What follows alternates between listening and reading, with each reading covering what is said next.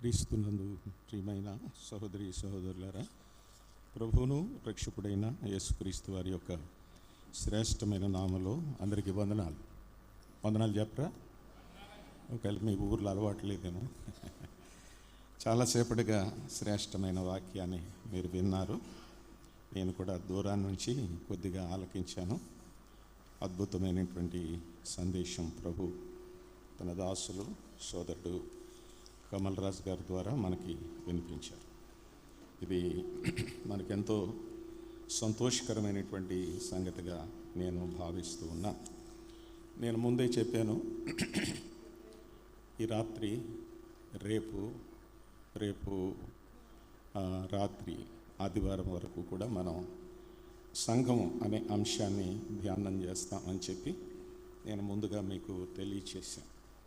దేవుడు నా మనసులో ఉంచినటువంటి ఈ ఆలోచనలు మీతో పంచుకోవడానికి ప్రభు తప్పనిసరిగా సహాయం చేస్తాడని చెప్పి కూడా నేను భావిస్తూ ఉన్నా. మా ఊరిలో ఒక ఆవిడ అర్ధరాత్రి కడ 1:30-2కి ఉలిక్కి పళ్ళేస్తుంది. భయంకరమైనటువంటి పరిస్థితి.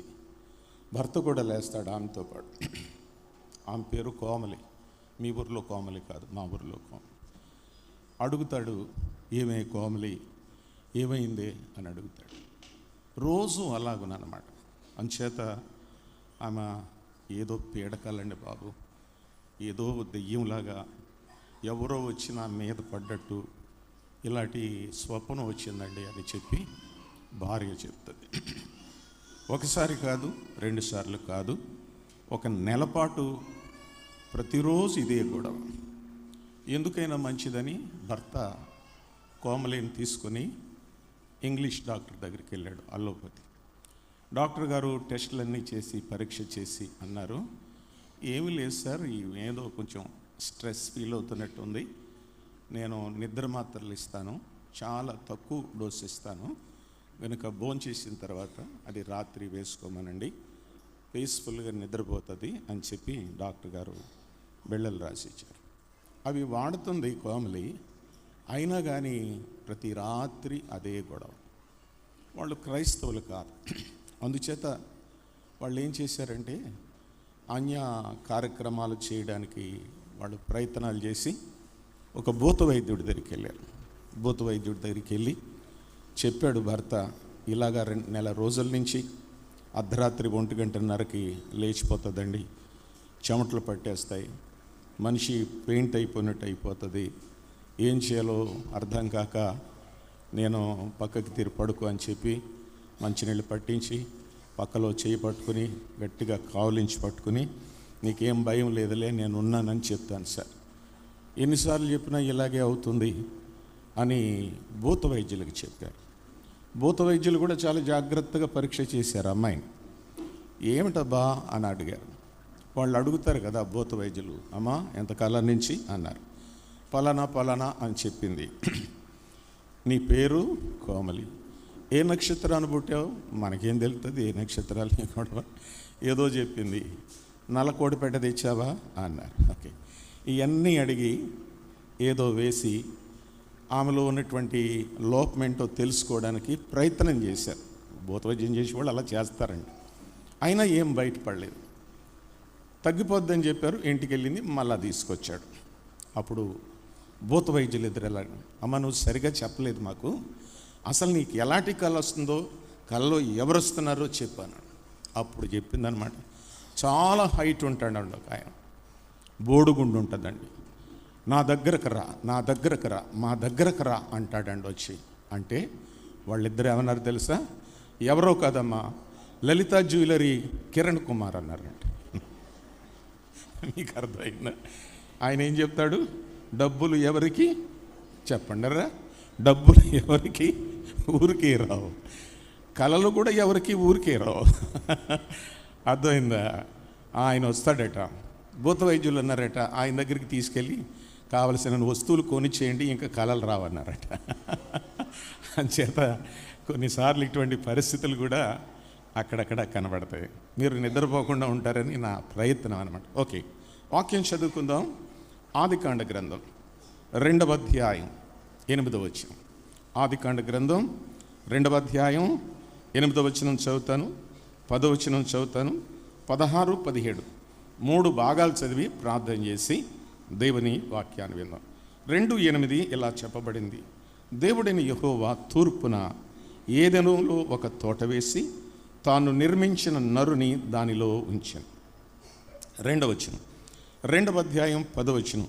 మరియు ఆ తోటను తడుపుటకు ఏదెనులో నుండి ఒక నది బయలుదేరి అక్కడ నుండి చీలిపోయి 4 శాఖలాయను. చివరి వచనం 2వ అధ్యాయం 16, 17. మరియు దేవుడైన యెహోవా ఈ తోటలోనున్న ప్రతి వృక్ష ఫలములను నీవు నిరభ్యంతరముగా తినవచ్చు, అయితే మంచి చెడ్డల తెలివినిచ్చు వృక్ష ఫలములను తినకూడదు, నీవు వాటిని తిను దినమున నిశ్చయముగా చచ్చెదవని నరునికి ఆజ్ఞాపించాను. ప్రార్థన చేద్దాం.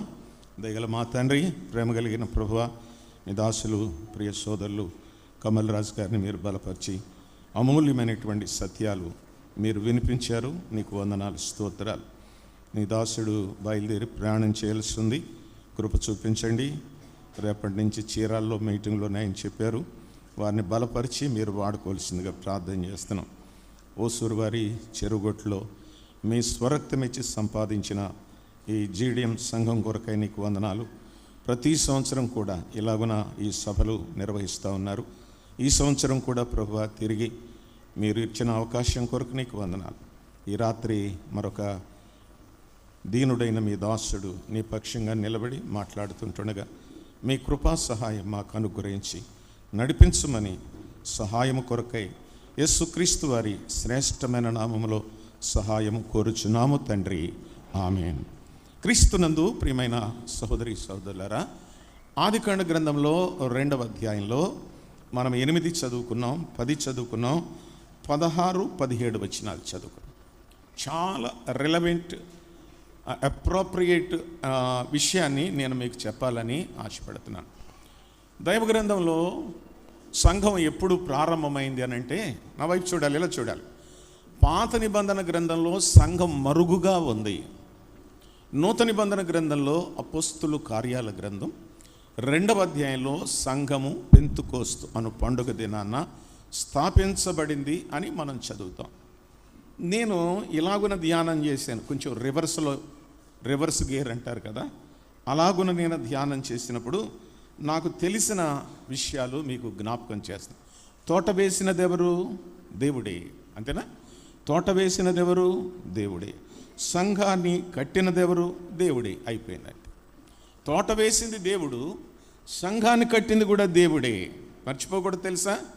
నా సంఘం, మా నాన్న సంఘం, మా తాత సంఘం, మా బాబు సంఘం అనకూడదు. సంఘాన్ని కట్టినది దేవుడే, తోట వేసినది దేవుడు, సంఘాన్ని కట్టింది కూడా దేవుడే. కొన్నిసార్లు మనుషులు కూడా ఉంటారు, ప్రయాసపడతారు. మా తాత మా ముత్తాత స్థలం ఇచ్చారండి, అప్పుడు కట్టారండి అని ఈ చెప్తూ ఉంటారు. ఇవన్నీ వాస్తవమే, కాదనడం లేదు. కానీ సంఘము కట్టినది దేవుడు, తోటను వేసినది దేవుడు, సంఘమును కట్టింది కూడా దేవుడే. మన ప్రయాస కాదు, మనం చేసినటువంటి కృషి మాత్రం కాదు. ఉండొచ్చు, ఉంటే కానీ అసలు నిర్మాణంలో దేవుడు సంఘాన్ని తన మనసులో పెట్టుకున్నాడు. ఆయనే దీన్ని కట్టాడు. హెబ్రీ పత్రిక తీయండి.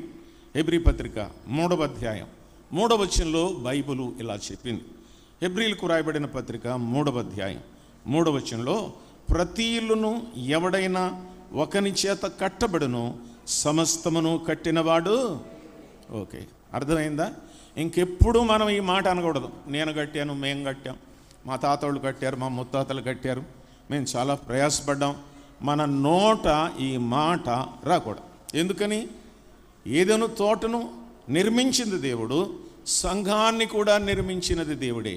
ప్రతి ఇల్లు ఎవని చేతనైనను ఒకని చేత కట్టబడును, సమస్తమును కట్టినవాడు దేవుడే. తోట యొక్క నిర్మాణము దేవునిది, సంఘం యొక్క నిర్మాణము కూడా దేవునిది. తోట వేయాలన్న ఆలోచన దేవునిది, సంఘమును మందిరమును కట్టాలన్న నిర్ణయం కూడా దేవునిదే. నిర్ణయం దేవునిది. అందుచేత ఈ అడ్డాలపాలెంలో ఓసూరు వారి చెరువుగొట్లో దేవుడు ఒక మందిరాన్ని కట్టడానికి జగత్తుకు పునాది వేయక మునిపే ఆయన ఆలోచన కలిగి ఉన్నాడని లేఖనాల్లో మనం చూస్తాం. అందుకే మనం తెలిసిన మాట అపోస్తలు కార్యాల గ్రంథం పాప తీస్తారా 20వ అధ్యాయం 28వ వచనం మనం తప్పనిసరిగా చదువుకుంటాం. ఎక్కువసార్లు ఆ మాటలు నేను టచ్ చేసుకుంటూ వెళతాను. 28లో దేవుడు తన స్వరక్తం ఇచ్చి సంపాదించిన తన సంఘమును కాయుటకు పరిశుద్ధాత్మ మిమ్మును దేనియందు అధ్యక్షులుగా ఉంచెను. ఆ యావత్తు మందను గూర్చియు మీ మట్టుకు మిమ్మును గూర్చియు జాగ్రత్తగా ఉండండి. ఎంత బాగుంది ఈ మాట. దేవుడే సంఘ నిర్మాణకుడు, ఆలోచన ఆయనదే, నిర్మాణం ఆయనదే. ఆయన మనసులో ఉన్నటువంటి ఆలోచన తగిన సమయంలో ఆయన బయలుపరిచాడు అనేది మనకి తప్పనిసరిగా తెలిసిపోతూ ఉంది. ఇంకొక వచనం కూడా చదువుదామా? హెబ్రీలకు రాయబడిన పత్రిక 1వ అధ్యాయం 2, 3, 4 వచనాలు. హెబ్రీలకు రాయబడిన పత్రిక 1వ అధ్యాయం 2వ వచనం, 3వ వచనం, 4వ వచనం. ఆయన కుమారుని సమస్తమునకు వారసునుగా నియమించెను. సమస్తమునకంటే సంఘమని కూడా అర్థం చేసుకో. ఆయన కుమారుని సమస్తమునకు వారసునుగా నియమించెను. ఎవరిని? యేసు ప్రభుని సంఘానికి వారసునుగా నియమించాడని దేవుని యొక్క వాక్యంలో చూస్తాం. ఆయన ద్వారా ప్రపంచములు నిర్మించెను. ఆయన దేవుని మహిమ యొక్క తేజస్సును, ఆయన తత్వము యొక్క మూర్తిమంతమునండి తన మహత్తు గల మాట చేత సమస్తమును నిర్వహించుచు ఆయన దీన్ని స్థాపించాడు. కనుక ఈ భూలోకాన్ని ఎలా కట్టాడు? తన మాట చేత. ఏ మాట? మహత్తు గల మాట. మహత్తు గల మాట. ఇంగ్లీష్లో ఈ వచనం చేతే శరీరం పులకరించిపోద్దాం. ఏమన్నా తెలుసా? By the word of his power sustaining all things by his power full of word ఈ మేడ్ ద యూనివర్స్. సమస్తాన్ని నిర్మించిన దేవుడు సంఘమును కూడా నిర్మించాడు. సంఘము దేవుని వలన నిర్మించబడినది. ఆయన స్థాపించడానికి రక్తాన్ని కార్చాడు. సంఘాన్ని స్థాపించడానికి యేసుక్రీస్తు వారు రక్తాన్ని స్థాపించాడు. సహోదరులరా, సంఘము ఎంత గొప్పదో మన దృష్టిలో ఎలాగుంది? ఆదివారం వెళ్ళొచ్చేదంతే, అప్పుడప్పుడు కూర్చునేదంతే. సంఘం అంటే దాని ప్రశస్తత, దాని గౌరవం, దాని యొక్క శ్రేష్టత చాలామందికి అర్థం కాలేదు. ఏదో సింపుల్గా చాలా తేలిగ్గా తీసుకుని వెళ్ళడం రావడం లాగా జరుగుతుంది. కానీ సంఘం తూతూ మంత్రం కాదు. స్వరక్తం ఇచ్చి సంపాదించిన సంఘం క్రీస్తు రక్తము కార్చాడు. ఆ రక్తధారల్లో మన పాపాలు పోయాయి, మనకు రక్షణ దొరికింది. ఆ రక్తము ద్వారా తన సంఘాన్ని స్థాపించాడు. తోటను నిర్మించినది దేవుడే, సంఘాన్ని నిర్మించినది దేవుడే. మనమేమంటున్నాం? అయ్యగారు మేము చెమటోడ్స్ కట్టామండి అంటున్నారు. మీరు చెమటోడ్స్ కట్టారంట. ప్రభు అంటున్నాడు, నేను రక్తం ఓడిచి కట్టాను రా. చెమట గొప్పదా రక్తం గొప్పదా? రక్తమే గొప్పది. మనం అలా చెప్పుకుంటాం. ఈ మందిరం కట్టడానికి చెమటోడిచామండి బాబు, చాలామంది చేతులు కలిపారండి, అలా జరిగిందండి, ఇలా జరిగిందని చెప్పి మనం చెప్తా ఉన్నాం. కానీ మనం చెమటోడ్చిన మాట వాస్తవమే, కానీ దానికంటే శ్రేష్టమైన రక్తమును ఓడ్చి సంఘాన్ని కట్టాడు. ఆయన పాదాల్లో రక్తం, ఆయన చేతుల్లో రక్తం, ఆయన ప్రక్కలో రక్తం, ఆయన తల మీద రక్తం, ముండ్ల కిరీటం ద్వారా. ఇలాగున ప్రభు ఏం చేశాడంటే తన కుమారుడైన యేసుక్రీస్తు వారి ద్వారా భూలోకంలో సంఘాన్ని ఆయన స్థాపించాడు. కనుక మొదటి మాట ఏంటంటే, మనం బొత్తిగా దీన్ని విస్మరిస్తూ ఉన్నాం, మనం దీన్ని పక్కన పెడుతున్నాం. ప్రభువు చెప్పేది ఏంటంటే, సంఘాన్ని స్థాపించినవాడు, సంఘాన్ని స్థాపించినవాడు దేవుడే. ఆదికాండం 2:8 అక్కడతో మనం అర్థం చేసుకో. సంఘం దేవునిది, ఆయనే తన రక్తాన్ని కార్చాడు. మనం పైకి అంటాంలేండి, స్వరక్తమిచ్చి సంపాదించిన సంఘం అంటాం, కానీ మధ్య మధ్యలో మన శరీరం బయటపడద్ది. మేం చేసాం, మేం చేయకపోతే ఇంతవరకు వచ్చేది కాదని రకరకాలుగా మాట్లాడతాం. అందుచేత సంఘము దేవునిది, ఏదెను తోట దేవునిది, సంఘము దేవుని. నెంబర్ 2, రెండో మాట చూద్దాం. చూడండి, ఆదికాండ గ్రంథం 2వ అధ్యాయం 6వ వచనం చదువుతాను. చూడండి, దేవుని యొక్క వాక్యం ఎలా చెప్పింది. అక్కడేముందంటే, అయితే ఆవిరిని భూమి నుండి లేచి నేల అంతటినీ తడిపాను. ఒకటి నిర్మాణకు దేవుడు, రెండవది తోటను తడిపినవాడు దేవుడు. హలో, తోటను తడిపినవాడు దేవుడు, సంఘాన్ని తడిపేవాడు కూడా దేవుడే. అది సంఘమును కూడా తడుపుతాడు ఆయన, వాక్యం చేత, భక్తుల బోధల చేత. ఇంకా రకరకాలుగా దేవుడు ఏం చేస్తున్నాడంటే, ఈ రోజున ఈ సభల్లో కూడా దేవుడు సంఘాన్ని తడుపుతున్నాడంతే. కారణం, సంఘం ఆయనది, సంఘాన్ని తడిపేవాడు దేవుడే. దేవుడే. వచనం చదవన, యెషయా గ్రంథం తిప్పండి మీరు కూడా, 27వ అధ్యాయం 3వ వచనం చదువుకుందాం. యెషయా గ్రంథం 27వ అధ్యాయం 3వ వచనం, యెహోవాను నేను దానిని కాపు చేస్తున్నాను, ప్రతి నిమిషమున నేను దానికి నీరు కట్టుచున్నాను, ఎవడును దాని మీదకి రాకుండానట్లు దివారాత్రము దాన్ని కాపాడుచున్నాను. How wonderful it is. ఎంత బాగుంది. మనం అనుకున్నాం రాత్రి పగలు మేము కాపలా ఉంటున్నాం సార్, ఎవరైనా ఎత్తుకుపోతారేమో, మేము ఆ గోర్ఖావాణి పెట్టాము సార్, లేకపోతే సెక్షన్ పెట్టాము సార్, ఇలాగంటున్నాం. కానీ ప్రభువు చెప్పేది ఏంటంటే, నేనే తడుపుతున్నాను, ప్రతి నిమిషము దానికి నీరు కట్టుచున్నాను. మన ఆత్మీయ జీవితాలు దేవుడు తడుపుతున్నాడు. దేనితో? వాక్యంతో తడుపుతున్నాడు. తోటను వేసినవాడు దేవుడే, తడుపుచున్నవాడు కూడా దేవుడే.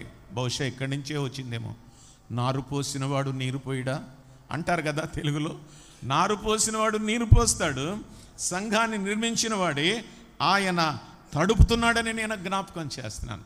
ఉదయం చెప్పాను, మాటలు మర్చిపోయారేమో. చాలా జాగ్రత్త. ఓసూరు వారి చెరువు గొట్టున సంఘం ఆరంభించి 79 సంవత్సరాలైంది.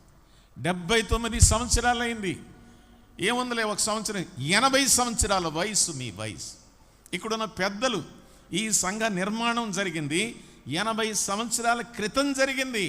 80 సంవత్సరాల నుంచి ఆయన తడుపుతూ ఉన్నాడు, నీరు కడుతూ ఉన్నాడు. ప్రతి నిమిషము ఆయన నిద్రపోక, ఇశ్రాయేలును కాపాడువాడు, కునుకడు నిద్రపోడు అన్నట్టుగా ఏం జరుగుతుందంటే, ఆయనే ఈ సంఘానికి నీరు కట్టుచున్నాడని దేవుని వాక్యంలో. అంచేత ఊరికే మనం లేబర్స్ అంతే, మనం పనివాళ్ళం అంతే. ఏదో పని చేయడానికి నిన్ను నన్ను ఏర్పరచుకున్నాడని జ్ఞాపకం చేస్తున్నాను. ఇందులో దూరిపోవడానికి కొంతమంది ప్రయత్నం చేస్తారు. మమ్మల్ని పెద్దలుగా ఎప్పుడు చేస్తారండి? ముసలోళం అయిపోయాం కదా సార్, ఇంకా మమ్మల్ని పెద్దలుగా చేయరా, పరిచారకులుగా చేయరా? మారు మనసు లేకుండా, లోతైన అనుభవం లేకుండా, వాక్యం బోధించే స్థాయి లేకోకుండా, ఏదో డబ్బులు ఇచ్చి కానుకలు ఇచ్చి దూరిపోయి సంఘములో మేము కూడా పెద్దలమే. ఏమండో నేనేమనుకున్నారు, ఓసూరు వారి చెరువుగొట్టులో సంఘంలో పెద్దనండి, పెద్ద స్టేటస్ లాగా అనమాట. అది ఎంత బాధ్యతో అర్థం కావట్లేదు, ఎంత కష్టపడాలో మనకు అర్థం కావట్లేదు. ఏం చేస్తున్నామంటే ఇలా చెప్పుకుంటున్నాం, మనం ఏదో గొప్పతనంలాగా ఫీల్ అవుతున్నాం, చేయాల్సిన పనులు మానేసి. చాలా విచారం. మనవాళ్ళు చాలామంది ఉన్నారు. నేను డేర్గానే చెప్తాను, ఏం భయపడను, వాక్యం చెప్తాను. ప్రభువుకు భయపడితే చాలన్నమాట. కువైట్లోనో, బెహ్రాన్లోనో, దుబాయ్లోనో ఎక్కడో జీవితం అంతా అక్కడ గడిపేశారు. కొంతమంది రిటైర్ అయిపోయి ఇక్కడికి వచ్చేసారు. రావుగానే సంఘానికి 2 లక్షలు ఇచ్చేసారు. మనోళ్ళు అన్నారు 2 లక్షలు ఇచ్చాడు కదా, పెద్దని చేస్తే బాగుంటుందేమో, అప్పుడప్పుడు ఇలాగ ఇస్తూ ఉంటాడు. అంతే, ఇంకా అంతే. మారు మనసు లేదు, రక్షణ లేదు, లోతైన అనుభవం లేదు, వాక్యం చెప్పలేరు, ఏమీ లేదు. జీవితకాలం రక్తం అంతా వాళ్ళ కోసం దారిపోసుకున్నారు. ఇప్పుడు ఏం కావాలంటే అధ్యక్ష పదవి కావాలి, పెద్ద పదవి కావాలి, పరిచారకుని పదవి కావాలి. దేవుని వాక్యం తెలియకుండా, దేవుని వాక్యంలో లోతైన సంగతులను మనం విస్మరించి ఏం చేస్తున్నామంటే, నేను వస్తాను, నన్ను పెట్టండి. కుదరదండి అలాగా. మీరు ఎంత చెప్పినా కుదరదు. మనుషులు అంగీకరిస్తారేమో కానీ దేవుడు అంగీకరించి, మన భక్తిని, మన పరిశుద్ధతను, మన యోగ్యతను, అంతరంగాన్ని చూసేవాడు. మనసులో ఎలాంటి కోరికతో పెద్దగా పరిచారకునిగా సంఘంలో ఉంటాలనుకున్నావో అది ఆయన ఎరిగినటువంటి వాడు. ఆయన సమయమైనప్పుడు ఇస్తాడు నీకు. అంతవరకు కోపుకు పెట్టాలి. ఒకవేళ ఇవ్వకపోయినా ఏం పర్వాలేదంతే.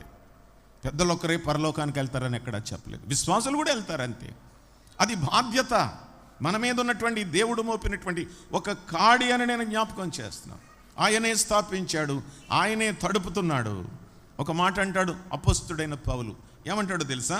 కొరింథీయులకు రాయబడిన మొదటి పత్రిక 3వ అధ్యాయం 6వ వచనంలో ఇలా చెప్పాడు. The book of 1 Corinthians chapter 3 verse 6, నేను నాటితిని, అపొల్లో నీళ్లు పోసెను, వృద్ధి కలుగ చేసిన వాడు దేవుడే. అది సంగతి. నేను నాటితిని, పౌలంతటి వాడు చెప్తున్నాడు. జస్ట్ నేను నాటాను, నీళ్ళు ఎవరు పోశారు? అపొల్లో పోశాడు. వృద్ధిలోకి ఎవరు తీసుకొచ్చారు? దేవుడే. ఎందుకని? సంఘం దేవునిది, సంఘం దేవునిది, దాని తడుపువాడు ఆయనే. అర్థమైందా? వృద్ధి కలుగు చేయు దేవునిలోనే కానీ నాటువానిలోనైనను నీళ్లు పోయేవానిలోనైనా ఏమీ లేదు. మన దగ్గర ఏం లేదని ఒప్పుకోవాలన్నమాట. మనం నిమిత్త మాత్రులు. ఊరికే నీ ద్వారా, నా ద్వారా, పెద్దల ద్వారా, పరిచారకుల ద్వారా ప్రభు ఏం చేస్తున్నాడంటే వాక్యం అనే నీటిని పోస్తాడు. మనకేం చెప్తుంది వాక్యం? చాలా నీటి కాలువల ఎవరన్నా నాటబడినదై ఆకు వాడక తన కాలమందు ఫలమిచ్చు చెట్టు వలె ఉండడానికి ప్రభు మనల్ని ఏర్పాటు చేసుకున్నాడు. Are we planted beside the rivers? నదుల పక్కన మనం నాటబడిన వాళ్ళమా? నీటి కాలువలు ఎవరన్నా నాటబడిన వాళ్ళమా? నీరు దేని సూచిస్తుంది? వాక్యాన్ని సూచిస్తుంది. నీరు ఒకచోట పరిశుద్ధాత్మను కూడా చూపిస్తుంది. యోహాను సువార్త 8వ అధ్యాయం, వాని కడుపులో నుండి జీవజల నదులు పారును అన్నాడు. అక్కడ పరిశుద్ధాత్మ. ఎక్కడ ఏం చెప్తున్నాడో మనం అర్థం చేసుకోవాలి. బోధించేవారంగా, ప్రకటించేవారంగా దేవుడు మనల్ని చేస్తానన్నాడు, చేస్తాడు. వాక్యం అనే నీటిని ఆయన సంఘం మీద పోస్తున్నాడని నేను జ్ఞాపకం చేస్తాను. నాకు పాత సంగతి గుర్తొస్తుంది. ఋతు గ్రంథానికి వెళ్ళినప్పుడు బోయజ్ ఒక మాట చెప్తాడు రూత్ తోటి, అమ్మా నీకు దాహమగినప్పుడు కుండల యొద్దకు వెళ్ళి పనివారు చేదిన నీళ్లు త్రాగుమని చెప్పాను. పనివారు చేస్తూ ఉంటారన్నమాట. ఋతు నీకు దాహం వేస్తే, పనివారు ఉన్నారు ఇక్కడ పొలంలో, అక్కడ నీళ్లున్నాయి, చేను కోసేవారు ఉన్నారు, అక్కడకు వెళ్ళి నువ్వు ఏం చేయాలో తెలుసా? కుండల యొద్దకు పోయి పనివారు చేదిన నీళ్లు త్రాగుమని చెప్పాను. ఎప్పుడు దాహం వేస్తే అప్పుడు అక్కడికి వెళ్ళాలి. అందుచేత మనం దేవుని వాక్యాన్ని ఆశ్రయించిన వారంగా ఉండాలి. వాక్యాన్ని బాగా పఠించే వారంగా ఉండాలి. బేసిక్ అదేనండి. వాక్యమే మన పునాది అయి ఉండాలని నేను జ్ఞాపకం చేస్తున్నాను. వాక్యమే మన పునాది అయి ఉండాలి. ఎంత చదువుతారు మీరు? ఎన్ని అధ్యాయాలు చదువుతారు రోజుకి? ఎంతసేపు ప్రార్థన చేస్తారు? అర్థమైందా? చాలా విచారకరమైన సంగతి. ఆదివారం వస్తే మళ్ళీ ఆదివారం వరకు బైబిల్ ఎక్కడుందో మనకు కనపడదు. విచారం కాదా ఈ సంగతి? ఓ పాస్టర్ గారు గృహదర్శనాలు చేస్తున్నాడు. ఆదివారం మీటింగ్కి వచ్చిందామా, సోమవారం గృహదర్శనాలకు వెళ్ళాడు. వెళ్ళిన తర్వాత ఆమెను అడుగుతున్నాడు, అమ్మా నిన్న మీరు ఒక్కరే వచ్చారే, మీ వారు రాలేదే అని అడిగాడు. ఆయన ఊరు వెళ్ళాడండి అని చెప్పింది. ఏమన్నాడు? ఆదివారం ఊరు వెళ్ళాడా? ఆరాధన మానేసుకుని దేవుని స్తుతించడం, మందిరం మానుకుని ఊరికి వెళ్ళాడా? చాలా విచారం అమ్మా, భక్తిలో దిగజారిపోతారు అలాగునా అని చెప్పి సలహాలు చెప్పి, మంచిదమ్మా నేను వెళతాను, మీ బైబిల్ ఇలా తీసుకురండి అన్నాడు. మీ బైబిల్ తీసుకురండి. నిన్న ఆదివారం ఇవాళ సోమవారం వెళ్ళాడు ఆయన. ఇల్లంతా ఎతికేస్తుంది, బైబిల్ కనపట్టలేదు. ఇల్లంతా ఎతికేస్తుంది, కనపట్టలేదు. ఆయన అన్నాడు, నిన్నే కదమ్మా ఆదివారం, ఇవాళ సోమవారం కదా, బైబిల్ కనపట్టలేదంటే ఎక్కడో పెట్టానండి అంటుంది. అంతట్లో చిట్టిది వచ్చింది. చిట్టి బైబిల్ ఎక్కడుందో చూడు తల్లి అందనమాట. చిట్టిది ఊరంతా ఇల్లంతా ఎతికేసింది, చిట్టి దానికి కనపడలేదు. కాసేపటికి చిట్టోడు వచ్చాడు. చిట్టోడా బైబిల్ కనపడలేదు నాన్న, ఎక్కడుందో చూడు నాన్న అంది. వాడు వెతికేశాడు, కనపడలేదు. ఆయన అనుకుంటున్నాడు, నిన్న ఆదివారం ఇవాళ సోమవారం, నిన్న గుడికి వెళ్ళింది, ఇవాళ బైబిల్ కనపడలేదు, ఏంటో ఈ జీవితాలు అని అనుకున్నాడు. అంతట్లో చిట్టిది కేకేసింది, మమ్మీ బైబిల్ దొరికింది అన్నది.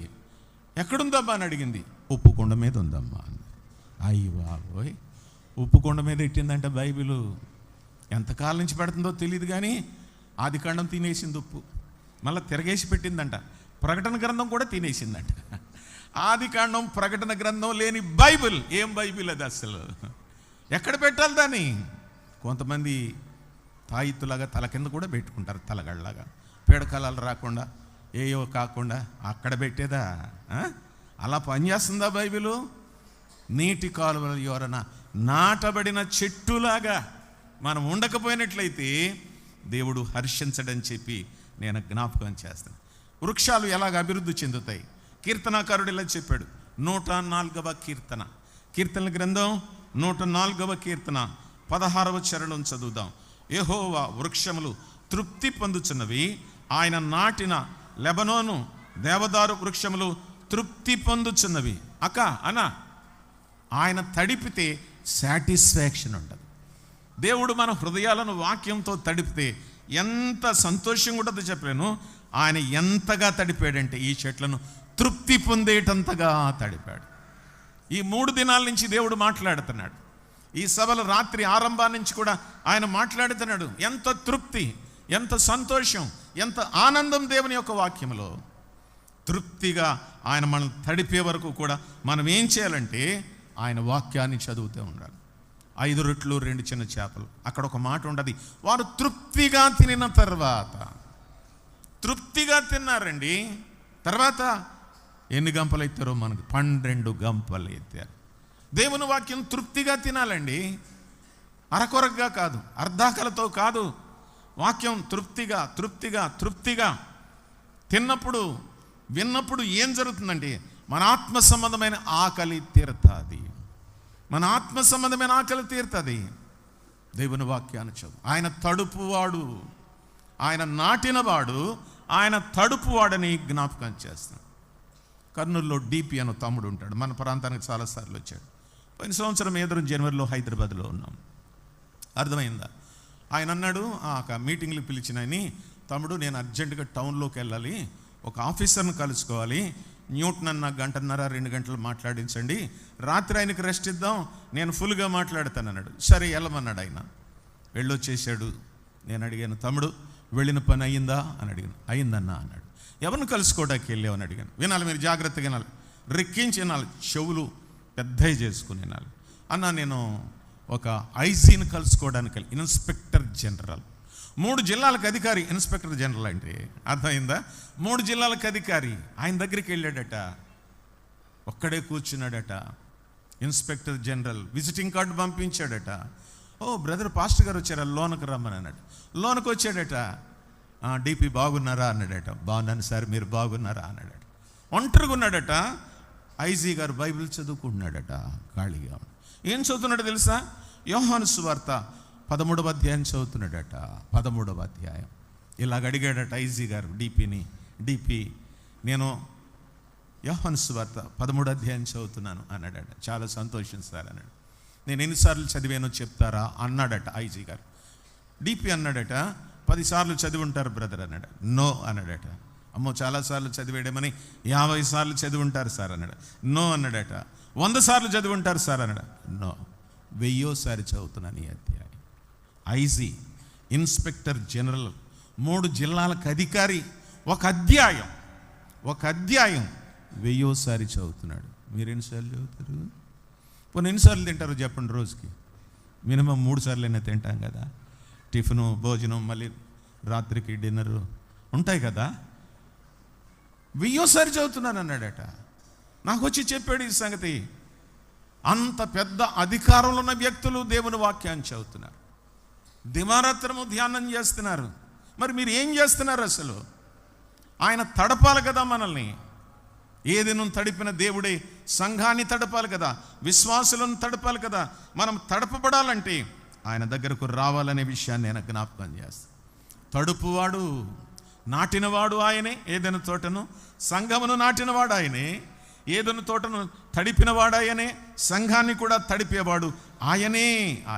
మన విశ్వాసులు, మనల్ని మొక్కలతో పోల్చాడు దేవుని యొక్క వాక్యంలో. కీర్తనల గ్రంథం ఇందాక చెప్పాను, 104:16లో యెహోవా వృక్షములు తృప్తి పొందుచున్నవి. మనమే. వాక్యం వినడం ద్వారా, చదవడం ద్వారా మనకేం కలుగుతుందంటే సాటిస్ఫాక్షన్ కలుగుతుంది. యెహోవా వృక్షములు తృప్తి పొందుచున్నవి, ఆయన నాటిన లెబానోను దేవదారు వృక్షములు తృప్తి పొందుచున్నవి. తింటే తృప్తిగా తినాలి, అర్ధాకలతో తినకూడదు. అర్థమైందా? దేవుని వాక్యం ఎలా చదవాలి? తృప్తిగా చదువుకోవాలి, తృప్తిగా చదువుకోవాలి. మనల్ని తృప్తిపరిచేది దేవుని యొక్క వాక్యమని మరలా నేను జ్ఞాపకం చేస్తున్నా. దేవుని బిడ్డలారా, ఎప్పుడైతే నీటి కాలువల యోరన నాటబడిన చెట్లులాగా ఉంటామో, ఏమన్నాడో తెలుసా ప్రభు? వాగుల వలె వ్యాపిస్తారు అన్నాడు. సంఖ్యాకాండ గ్రంథం 24వ అధ్యాయం 6వ వచనం చదువుతాను. సంఖ్యాకాండ గ్రంథం 24వ అధ్యాయం 6వ వచనంలో ఇలా చెప్పాడు, వాగుల వలె అవి వ్యాపించి ఉన్నవి, నదీ తీరమందలి తోటల వలెను, యెహోవా నాటిన అగరు చెట్ల వలెను, నీళ్ల యొద్దనున్న దేవదారు వృక్షముల వలెను అవి ఉన్నవి. ఓ ప్రియులారా, నాటినవాడు దేవుడే, తృప్తిపరిచేవాడు కూడా దేవుడే. ఎప్పుడైనా మనస్ఫూర్తిగా చదువుకుని దేవానికి స్తోత్రాలని చెప్పిన అనుభవాలు ఉన్నాయా? ఉంటే మంచిదే, లేకపోతే దాన్ని ప్రారంభించాలని చెప్పి నేను దేవుని నామం పేరట జ్ఞాపకం చేస్తాను. యేసు ప్రభు మనల్ని నాటాడు, మనల్ని తృప్తిపరుస్తున్నాడు. ఎఫెసు పత్రికలో 1వ అధ్యాయంలో 3వ వచనంలో పరలోక సంబంధమైన ప్రతి ఆశీర్వాదము ఎలాగునా వాక్యం చదవడం ద్వారా, దేవుణ్ణి ప్రేమించడం ద్వారా ఆయన మనకు అనుగ్రహిస్తాడు. ఇక్కడ కొంతమందిని పెద్దలుగా పెట్టాడు, కొంతమందిని పరిచారకులుగా పెట్టాడు, కాపరులుగా ఉంచాడు, రకరకాల హోదాల్లో ఉంచాడు. ఆత్మ సంబంధమైన ప్రతి ఆశీర్వాదాన్ని మనకి ఇచ్చాడు. నాటినవాడు దేవుడే, తడుపుతున్నటువంటి వాడు కూడా దేవుడే అని మనం గుర్తించాలి. పాయింట్ నెంబర్ 3, 3వ పాయింట్కి వద్దామా? ఏదైనా తోటను అనుకుని 2వ అధ్యాయం 16, 17 మరలా చదువుదాం. దానికి వేరే భావం చెప్పుకుందాం. ఆదికాండ గ్రంథం 2వ అధ్యాయం 16, 17 ఇలాగుంది. మరియు దేవుడైన యెహోవా ఈ తోటలో ఉన్న ప్రతి వృక్ష ఫలములను నీవు నిరభ్యంతరంగా తినవచ్చును, అయితే మంచి చెడ్డల తెలివినిచ్చు వృక్ష ఫలములను తినకూడదు. నీవు వాటిని తినుదినమున నిశ్చయముగా చచ్చెదవని నరునికి ఆజ్ఞాపించాను. ఏమర్థమైంది మీకు ఇందులో? నాకు ఇలాగ అర్థమైంది. తోటలో క్రమమును ఏర్పరిచినవాడు, తోటలో ఏమి తినాలి, ఏమి తినకూడదో చెప్పాడు. సంఘములో కూడా ఏం చెయ్యాలి, ఏం చేయకూడదో చెప్పాడు. అది సంగతి. సంఘానికి ఒక క్రమం ఉంది. ఎలా పడితే అలా నడపడానికి వీలు లేదు. రక్షించబడిన వారై, మారు మనసు పొందినటువంటి వారై, పాప క్షమాపణ అనుభవం కలిగిన వారై, వాక్యము ఎరిగిన వారై, వాక్యము బోధించువారై, తిమోతి 1వ పత్రిక 3వ అధ్యాయంలో బోధింపతగిన వాడుగా ఉన్నవారే పెద్దలుగా ఉండాలి, పరిచారకులుగా ఉండాలి. బోధ చేయడం చేత కాకపోతే అన్ఫిట్ పనిచేయరు మీరు. నేను చెప్పడం లేదు, తిమోతి 1వ పత్రిక 3వ అధ్యాయం చదువు. బోధింపతగిన వాడుగా, వాక్యం చెప్పే అనుభవంలోనికి మనం రావాలి. కారణం ఏంటో తెలుసా? ఆయనే క్రమాన్ని ఏర్పరిచాడు. అవును, ఆయనే క్రమాన్ని ఏర్పరిచాడు. పాత నిబంధన గ్రంథంలో ఇశ్రాయేలుకు ఒక క్రమాన్ని పెట్టాడు. మీరు తర్వాత చదవండి. లేవియకాండ గ్రంథం 11వ అధ్యాయంలో మీరు తినదగినవేవో తినకూడనివేమో, చేపలు, మాంసం, జంతువులు, పక్షులు, ఈ వివరణ అంతా రాశాడు 11వ అధ్యాయంలో. మీరు ఇవి తినొచ్చు, ఇవి తినకూడదు అన్నాడు. పక్షుల్లో చెప్పాడు, చేపల్లో చెప్పాడు, మాంసంలో చెప్పాడు, చెట్లల్లో చెప్పాడు. ఇవి తినదగినవి, ఇవి తినకూడదు. అంటే ఏంటి? That is discipline. క్రమాన్ని చెప్పాడు దేవుడు. ఇది మీరు పాటించండి అని చెప్పాడు. నేను కూడా చెప్తున్నాను, దైవాక్యం చెప్తుంది. దేవుడు మనకి ఏం పెట్టాడంటే క్రమాన్ని పెట్టాడు. Church has a discipline. సంఘానికి ఒక క్రమం ఉంది, పెద్దలకు ఒక క్రమం ఉంది, పరిచారకులకు ఒక క్రమం ఉంది, బోధించే వారికి ఒక క్రమం ఉంది. కొంతమంది బోధ చేస్తే మై కట్టుకుని ఇలాగ తెగ తిరిగేస్తారు వేదిక అంతా. కుదరదు అలాగా. దేవుడు దాన్ని అంగీకరించడు. అది ఓవర్ యాక్షన్ అంటారు దాన్ని. కలెక్టర్ గారి ముందు అలా తిరిగితే ఏమంటాడు? గెట్ అవుట్ అంటాడు. వాక్యం చెప్పేటప్పుడు ఏదో పెద్ద ఆయనే ప్రపంచానికి దేవుడైనట్టు మై కట్టుకుని ఇలాగొచ్చేసి మనుషుల్లోకి వెళ్ళిపోయి, what is this non sense? Bible ఎలా చెప్పింది? బోధింకదగిన వాడు దేవుని వాక్యమును బోధిస్తున్నాడని ఉండాలని దేవుని వాక్యంలో చెప్పి. మనుషులు కొత్త కొత్త విషయాలు చేస్తారండి, కొత్త నేర్చుకుంటాడు. దేవుడు సంఘానికి క్రమం ఇచ్చాడు. ఏవి తినాలో ఏవి తినకూడదో చెప్పాడు. చదువుతారా మీరు? ఎవరైనా చదవరా? ఒక వచనం చదువుతారా? మీ చేత కూడా చదివించాలని నాకు ఆశ ఉంది. యెషయా గ్రంథానికి రండి, 28వ అధ్యాయానికి తిప్పండి. తీసిన వారు ఎవరైనా చదవండి.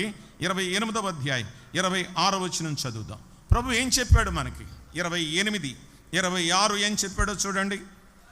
వాని దేవుడే తగిన క్రమం వానికి నేర్పి ఉన్నాడు, ఆయన వానికి ఆ పని బోధించుచున్నాడు. God instructed him and teachers him the right way. ఏమండి, దేవుడు ఏం చేస్తాడో తెలుసా? క్రమాన్ని నేర్పుతాడు. సంఘానికి క్రమం ఉంది, ఆరాధనకు క్రమం ఉంది, సువార్తకు క్రమం ఉంది, తినటానికి క్రమం ఉంది, నిద్రపోవడానికి క్రమం ఉంది, అన్నిటికీ క్రమం ఉంది. సూర్యుని క్రమం ఉంది, చంద్రుని క్రమం ఉంది, సృష్టికి క్రమం ఉంది. సంఘములో మనకు కూడా క్రమం. ముందొచ్చిన వారు ముందు కూర్చోండి ఎన్నిసార్లు చెప్తారో చెప్పలే. ఎప్పుడొచ్చినా మా సీటు లాస్ట్ సీటేనండి, అక్కడే కూర్చుంటాం సార్. అర్థమైందా? ఓ సంఘంలో ఒక ఆయన ఎప్పుడు వెనకాల అక్కడే కూర్చుంటాడట. ఓ రోజున ఆయన వచ్చేటడికి ఓ చిన్నపిల్లడు కూర్చున్నాడంట అక్కడ. అన్నాడంట పెద్ద ఆయన, రే లే, ఇది నా సీట్ అన్నాడట. ఆడన్నాడట, నేను ముందు వచ్చాను, ఇది నా సీట్ అన్నాడట. కళ్ళెరు చేశాడంటే, ఏంటి తా తల సొత్తావు, కారులో ట్రైన్లో ఖర్చీఫ్ వేసుకున్న వాళ్ళు ముందు కూర్చుంటారు కదా అన్నాడంట. వాడికి అక్కడికే అర్థమైందనమాట. కోపం వచ్చేసింది ఆయనకి. వెంటనే పీచే మూడు వెనక్కి తిరిగాడంట, వెళ్ళిపోయాడంట. 6 నెలలు మానేశాడంట. అందరూ కూర్చోవడానికి చైర్ ఇవ్వలేదని 6 నెలలు మానేశాడట. మధ్యలో పెద్దలు వెళ్ళారు, సేవకుడు వెళ్ళాడు.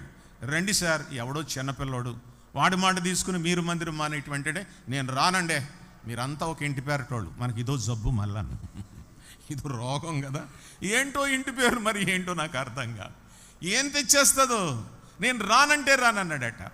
2-3 సార్లు పెద్దలందరూ వెళ్ళి, రండి సార్, చిన్నపిల్లడితో గొడవ ఏంటి సార్ అంటే, నేను రానంటే రాను, సచ్చినా రానను. సత్యకెళ్ళగొత్తాడులే, ఇంకా రాడు కదా. అర్థమైందా? ఎందుకో 6 నెలల తర్వాత వచ్చాడట. ఆయన సీటు ఖాళీగా ఉందంట, ఆయన సీట్లు ఎవరో కూర్చోలేదు, కూర్చున్నాడట.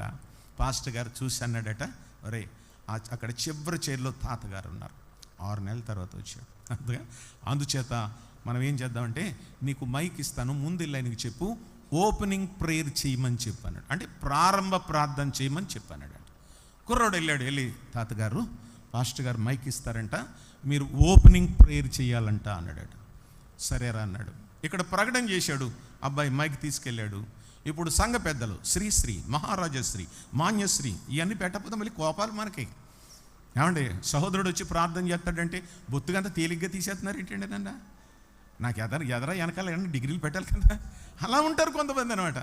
ఓకే, ప్రార్థన చేయమని చెప్పాడు. అప్పుడు ఆయన ప్రార్థన మొదలెట్టాడు. ప్రారంభ ప్రార్థన, ఆదివారం మీటింగ్ మొదలుపెట్టి 5 నిమిషాలు అయింది, 10 నిమిషాలు అయింది, 15 నిమిషాలు అయింది, 20 నిమిషాలు అయింది. ప్రారంభ ప్రార్థన అంతసేపు చేస్తారా? మీ సంఘంలో చేస్తారా? ఎక్కడన్నా చేస్తారా? ఎవరో చేయరంతే. ఓ చేస్తున్నాడు. నీటి మీద ఉన్నవారు, మెట్ట మీద ఉన్నారు, అమెరికా, ఇంగ్లాండ్, రష్యా, చైనా, మొత్తం అన్నీ చేసేస్తున్నాడంట ఆయన. ఓ పెద్దవిడ వినందంట, ఆమేన్ అందంట. ఆమేన్ అందట. అప్పుడు ఆమేన్ అన్నాడట. అని ఆమెతో అన్నాడా, అదేనమ్మా ఆఖరిని ఏదో అంటారు, అది గుర్తురాక సాగదీస్తున్నాను అన్నాడట.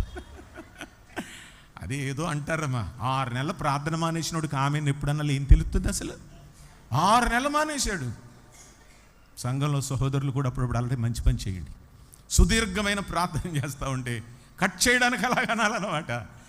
నేను ఎందుకు చెప్తున్నానంటే, ప్రార్థనకు క్రమం ఉంది. మన జీవితాలు అన్నిటికీ కూడా క్రమం ఉందనే విషయాన్ని దేవుని వాక్యమే చెప్పింది. తినవద్దు అన్నాడు, అంతే తినకూడదు. తినమన్నాడు, అవి తినొచ్చు అన్నమాట. ఆయన మాట దాటితే తప్పు చేసినట్లు, మనం పాపం చేసినట్లు. సంఘానికి క్రమం ఉంది. Don't forget this. చాలా జాగ్రత్త. ముందు వచ్చిన వారు ముందు కూర్చోవాలి, లైన్లో కూర్చోవాలి. ఇంక రెండోసారి చెప్పకూడదు ఎక్కడ. అర్థమైందా? ముందు వచ్చిన వారు ముందు కూర్చోవాలంతే. నా పిల్లలకి ఎప్పుడు ఇలా చెప్పాను, అర్థమైందా? ఒరే ముందుకు రండిరా అంటాను నేను. కొంతమంది ముందుకు వస్తారు, కొంతమంది వెనకాలే ఉంటారన్నమాట. నేను ఇలా చెప్పేశాను, ఒరే ముందు కూర్చున్న వాళ్ళందరూ ఇంజనీర్లు, డాక్టర్లు అవుతారు, వెనకాల కూర్చున్న వాళ్ళందరూ ఎంపీటీసీ, జెడ్పీటీసీలు అవుతారు. మనకు తెలుసు కదా. అలాగే అయ్యారనమాట. ఒకడు కనపడ్డాడు ఈ మధ్య నర్సాపురం టౌన్లో. నమస్తే సార్ అన్నాడు. నమస్తే అబ్బాయి, నీ పేరు గుర్తుందరా అన్నాను. ఫణీ కదా అన్నాను. అవును సార్ అన్నాడు. ఏం చేస్తున్నావు అన్నాను. నేను వైఎస్ఆర్సీపీ కార్యకర్తను అన్నాడు. నేను ముందే చెప్పాను నీకు, నువ్వు బ్యాక్ పెంచి కదంటారా, నువ్వు వెనకాల పెంచే కదా ఎప్పుడును. వైఎస్ఆర్సీపో టీడీపో ఇయే ఇంకా మనకు గొడవలు. ముందు కూర్చున్న వాళ్ళు మంచి చదువుకుంటారు. అందుకే చెప్తున్నాను, సంఘంలో ముందు కూర్చోవాలి. మనకు ఒక బైబిల్ ఒక మంచి మాట ఉంది తెలుసా? ఒక తల్లి గర్భంలో 2 పెనుగులాడుతూ పుట్టారు కదా, యాకోబు, యాషావు. యాకోబు ఏం చేశాడు? వాళ్ళన్నయ్య కాలు పట్టుకుని లాక్కుంటూ వచ్చేసాడు ముందుకి. అంటే నేను ముందెళ్ళిపోవాలి లోకానికి కనుక. నిజంగానే దేవుడు అలా దీవించాడు. యాషావు కంటే యాకోబును ఎంత దీవించాడో చెప్పలేం. 12 మంది కుమారులు, గోత్రాలు, అబ్బబ్బబ్బబ్బా ఎంత దీవెనో చెప్పలేం. ముందు రావాలి, ముందు కూర్చోవాలి. దేవుని వాక్యం చెప్తుంది, సంఘానికి క్రమం ఉంది. సంఘానికి క్రమాన్ని పాటించాలి, అడ్డుపడకూడదు. ఇది వాక్య క్రమం. ఇది వాక్య సత్యం అని చెప్పినప్పుడు ఎస్ అని చెప్పాలి తప్ప, బ్రదర్లు పర్వాలేదులేండి కొంచెం ఇయాలకి ఇలా మార్చండి, కుదరదల్లగా. ఒకవేళ మారిస్తే దేవునికి మహిమ కలగదు, ప్రభు చాలా దుఃఖపడతాడు. తోటను వేసినవాడు దేవుడు, సంఘాన్ని నిర్మించినవాడు దేవుడు, తోటను తడిపినవాడు దేవుడు, సంఘాన్ని తడుపుతున్నవాడు దేవుడు, తోటకు క్రమాన్ని ఏర్పరిచినవాడు దేవుడు, సంఘానికి క్రమాన్ని ఏర్పరిచినవాడు దేవుడు. కొన్ని క్రమాలను మీకు జ్ఞాపకం చేస్తాం. ఇది అసలు మన పాఠం. రండి చదువుకుందాం, రండి. దేవుని వాక్యం ఎలా చెప్పిందో చూద్దాం. నిర్గమాకాండ గ్రంథం తర్వాత మీరు చదువుదురు కానీ ముందు ఈ మాట నేను చదువుతాం. 40వ అధ్యాయం 4వ వచనం చదువుదాం. నిర్గమాకాండ గ్రంథం 44. నీవు బల్లను లోపలికి తెచ్చి దాని మీద క్రమముగా ఉంచవలసిన వాటిని ఉంచి దీప వృక్షమును లోపలికి తెచ్చి దాని ప్రదీపములను వెలిగింపవలెను అన్నాడు. పాత నిబంధన గ్రంథంలో అనగా ప్రత్యక్షపు గుడారంలో ఉన్నటువంటి ఒక క్రమాన్ని చెప్పాడు. ఏమిటంట? బల్లను లోపలికి తీసుకురావాలి, బల్లను లోపలికి తీసుకొచ్చి దాన్ని క్రమంగా ఉంచాలి, ఉంచవలసిన వాటిని ఉంచాలి, దీపవృక్షం ఉంచాలి, లోపలికి తెచ్చి దాని ప్రదీపములను వెలిగించవలెను. ఇది బల్ల క్రమం అంటారు, ఇది బల్ల క్రమం అంటారు. కొంచెం పేరు మార్చుకుందాం మనకు అర్థమయ్యేటట్టుగా, రొట్టెల క్రమం అంటారు దీన్ని. 40:23లో ఉంది అది. మనం 44 చదివాం, 40:23 ఏం చెప్తున్నాడు అంటే రొట్టెల క్రమం. రొట్టెలు క్రమముగా పెరుస్తారు. రొట్టె ఎంత తీసుకోవాలి? ఇలా చూడాలి మరి. ఓకే, బొక్కేయకూడదు, ఇక్కడ చిన్న ముక్క పెదప తీసుకోవాలి, చిదప చిన్నదనమాట, గోడతో తీసుకోవాలి. కొంతమంది పెద్ద పెద్ద పొట్టెట్టేస్తారు లేనట్టుగా, ఎప్పుడు రొట్టు మరగ ఎరగనట్టుగా. చిచి, ఎంత అసహ్యం. చిన్నగా తీసుకోవాలి, మిగల్చాలి. మిగిలిస్తే ఇంకా మన చెరువుగొట్లో నమ్మని వాళ్ళు అందరు నమ్మాలనే ఉద్దేశంతో మనం మిగల్చాలి. రొట్టెల క్రమం అన్నాడు. నేను అనంతపూర్కి వెళ్ళాను. పెద్ద ఆయన ఇలా చెప్పాడు, అన్న ఒక ఆదివారం ఆరాధన జరుగుతుంది, 500 మంది వస్తారు అక్కడ. అగ్రిపు గారు అసెంబ్లీ అంటారు దాన్ని, అర్థమైందా? 500 మంది రొట్టె విరుస్తారు అక్కడ. 20 వాళ్ళు ఇంకా చాలామంది ఉంటారు. ఏం చేస్తారు? ప్రార్థన చేసి రొట్టెస్తారు, ఎనమండుగురు పంచుతారు. మనకి ఇద్దరే పంచుతారు. ఇటు నుంచి ఒకటి వెళ్తుంది. నేను ఎన్నిసార్లు చెప్తున్నాను, వెనకాల నుంచి కూడా రండిరా, టైం కలిసి వస్తుంది, అంత టైం వేస్ట్ చేయకూడదు, మధ్యలోంచి వెళ్ళండి. పరిచారకులు ఉండరు కదా, ముక్కలు చేసే వాళ్ళకి ఇచ్చేస్తే చకచక అయిపోవాలి. మనకిద్దరో ముగ్గురు అంతే, ఎప్పుడు ఆళ్లే. పరిచారకులు చాలామంది ఉంటారు కానీ పని చేయరు అసలు వాళ్ళు. ఎంత విచారకరమైనటువంటి సంగతో. సరే, ఏం జరిగిందంటే అక్కడ 600 మంది ఉన్నారు, 500 మంది సుమారు. 6 ప్లేట్లు ఎట్టుకుని వెళ్ళారు. ఇక్కడి నుంచి ఒకళ్ళు, వెనకాల నుంచి ఒకళ్ళు, మధ్యలోంచి ఒకళ్ళు, ఈ పక్కన ముగ్గురు, ఈ పక్కన ముగ్గురు. ఏమైందో తెలుసా? టక్ టక్ ప్లేట్లన్నీ వెళ్ళిపోతున్నాయి. అసలు మనం ఇవ్వకూడదు, మధ్యలో తిరిగి మనం ఇస్తున్నాం ఇక్కడ. ఇంకా వాళ్ళే ఒకరికొకళ్ళు అందించేసుకోవాలి. That is discipline. పక్కోళ్ళకి ఇచ్చేసేయాలి, తీసుకుంటారు లేకపోతే పక్కోళ్ళకి ఇస్తారు. మనం పూలేసం వేసుకుని, పూలు అడుగులు వేసుకుని నేను పట్టుకుని వచ్చాను, ఉన్నదా లేదా, తీసుకున్నారా లేదు, ఎందుకు ఈ ఓవర్ యాక్షన్లన్నీ? నేను చెప్తున్నాను నేర్చుకోండి అని. ఏమైంది తెలుసా? అనంతపురంలో అన్ని ప్లేట్లు వచ్చేసాయి, ఒక ప్లేట్ రాలేదు, ఎందుకో తెలియదు అక్కడ. ఇక్కడి నుంచి పాస్టర్ గారు అడుగుతున్నాడు, ఓ ప్లేట్ రాలేదు ఏదని అడిగాడు. ఇలా చూస్తే ఒక ఆమె దగ్గర ఆ ప్లేట్ ఆగిపోయింది. గబగబా వెళ్ళారు. ఏంటి అన్నారు, రొట్టంతా తినేసింది, ఒకతే రొట్టంతా తినేసింది. పాస్టర్ గారి దగ్గరికి వెళ్ళి అడిగాడు, ఏంటమ్మా బొత్తుగారు రొట్టంతా తినేసామంటే ఆమె ఏమందో తెలుసా, నా పాపాలకు 10 రొట్టెలు తిన్నా సరిపోదట. ఈ లోకం ఏం మనుషులు. రొట్టెలు తింటే పాపాలు పోతాయా? నాకు తెలియక అడుగుతున్నాను. రసం తాగితే పాపాలు పోతాయా? కాదు, పాపాలు పోయిన వాళ్ళు తినాలి, పాపాలు పోయిన వాళ్ళు తాగాలి. అర్థం లేదు మనకు, అంతే. కొంతమంది చేతులు పట్టుకుని వెళ్ళిపోతారు ఇంటికాడ పిల్లలకి. శాపం వచ్చేత జాగ్రత్త, దేవుడు బుద్ధి చెప్పేస్తాడు జాగ్రత్త. నువ్వు తినంతే, నువ్వు చేయగలిగిన చెయ్యి అంతే. ఇంటికట్టుకు వెళ్ళిపోయి మూట కట్టేసుకుని, ఖర్చీపులో పెట్టేసుకుని, పర్సులో పెట్టేసుకుని, what is this non sense? అర్థం అవ్వలేదంతే. దేవుని వాక్య క్రమం తెలియలేదు, రొట్టెల క్రమం ఎరగనటువంటి వారు ఉన్నారు. చాలా విషయం. దేవుడు క్రమాన్ని ఏర్పరిచాడు. ఇందా చదువుకున్నాం, దేవుడు వాటికి క్రమమును ఏర్పరిచున్నాడు. దేవుడు ఒక క్రమాన్ని పెట్టాడు. సంఘం అంటే, సంఘములో క్రమం చాలా ప్రాముఖ్యమైనది. ఇంకో క్రమం చెప్పనా, ఇది రొట్టెల క్రమం లేక బల్ల క్రమం అంటారు. చదువుదామా? రాజుల మొదటి గ్రంథం 18వ అధ్యాయం 33వ వచనం చదువుతారా? మీరే చదవండి, త్వరగా తీస్తారు. రాజుల మొదటి గ్రంథం 18వ అధ్యాయం 33వ వచనం చదవండి. ఇంకొక క్రమాన్ని ప్రభు అక్కడ చెప్పాడు. కట్టెల క్రమముగా పేర్చి, చాలములు, థ్యాంక్ యూ, అలా స్పీడ్గా చదవాలన్నమాట. కుర్రోళ్ళు నేర్చుకోవాలి చదవడం. వీళ్ళకి అసలు బైబిల్ పట్టుకోరు ఏమిని. ఎంతసేపు ఆడపిల్లలు ఆడవాళ్ళే ముందుకు వస్తారు మనకి. ఎక్కడున్నారు పురుషులు? టక్టక తీసేవాళ్ళు లేరా? 80 సంవత్సరాలు కదా మీ వయసు, అలా వచ్చి కూర్చుని వెళ్ళిపోతున్నారు అంతే. త్వరగా తీద్దాం, త్వరగా చదువుదాం. ఇక్కడ చెప్తున్నాడు కట్టెలు క్రమముగా. ఏ కట్టెలు? దహన బలి మీద కట్టెలు ఎలా పెట్టాలి? క్రమముగా పెట్టాలి. అబ్రహాము తన కుమారుడైన ఇస్సాకును బలిచ్చినప్పుడు క్రమముగా పెట్టాడు. 3 రోజులు ముందే సిద్ధపడిపోయాడు బలి అర్పించడానికి. మోరియా పర్వతానికి వెళ్ళడానికి క్రమం ఉంది, కత్తి ఉంది, నిప్పు ఉంది. గమనించండి, గొర్రెపిల్ల ఒకటే లేదు. వారు క్రమముగా. అవును, మనం కూర్చోవడంలో క్రమం, తీసుకోవడంలో క్రమం, సేవించడంలో క్రమం, ఇవ్వడంలో క్రమం. బైబిల్లో చెప్పిన ఈ క్రమాలని సంఘంలో కనబడాలి. ఎన్నిసార్లు చెప్తారు ఇక్కడి నుంచి పెద్దలు? ఇది కట్టెల క్రమం అంటారు. దినవృత్తాంతాలు మొదటి గ్రంథం 15వ అధ్యాయం తిప్పండి. దినవృత్తాంతాలు మొదటి గ్రంథం 15వ అధ్యాయం 22వ వచనం చదువుదామా? 22వ వచనం చదువుదాం. దేవుని వాక్యం. ఓకే, చదువునా. మోయిట యందు గట్టివాడైనందున మోత క్రమం అని రాయబడింది. గమనించారా? ఒకటి బల్ల క్రమం, దాన్నే రొట్టెల క్రమం అన్నను. రెండవది కట్టెల క్రమం అన్నను. మూడో సంగతి ఏంటంటే మోత క్రమం. ఎలా మొయ్యాలి సంఘాన్ని? పెద్దలుగా పరిచారకులున్న మీరు ఎలా మోస్తున్నారు? మీరు అసలు బోధింపతగిన వాడుగా, మద్యపాని కాక, కొట్టువాడు కాక, గర్విష్ఠుడు కాక, గర్వాంధుడు కాక. చూద్దాం రేపు పొద్దున వీలైతే సంగతులు. అలాంటి లక్షణాలతో మనం ఎలాంటి క్రమాన్ని చేస్తాం? మందసం మోయటం, దేవుని పరికరాలు మోయటం, మోత క్రమం.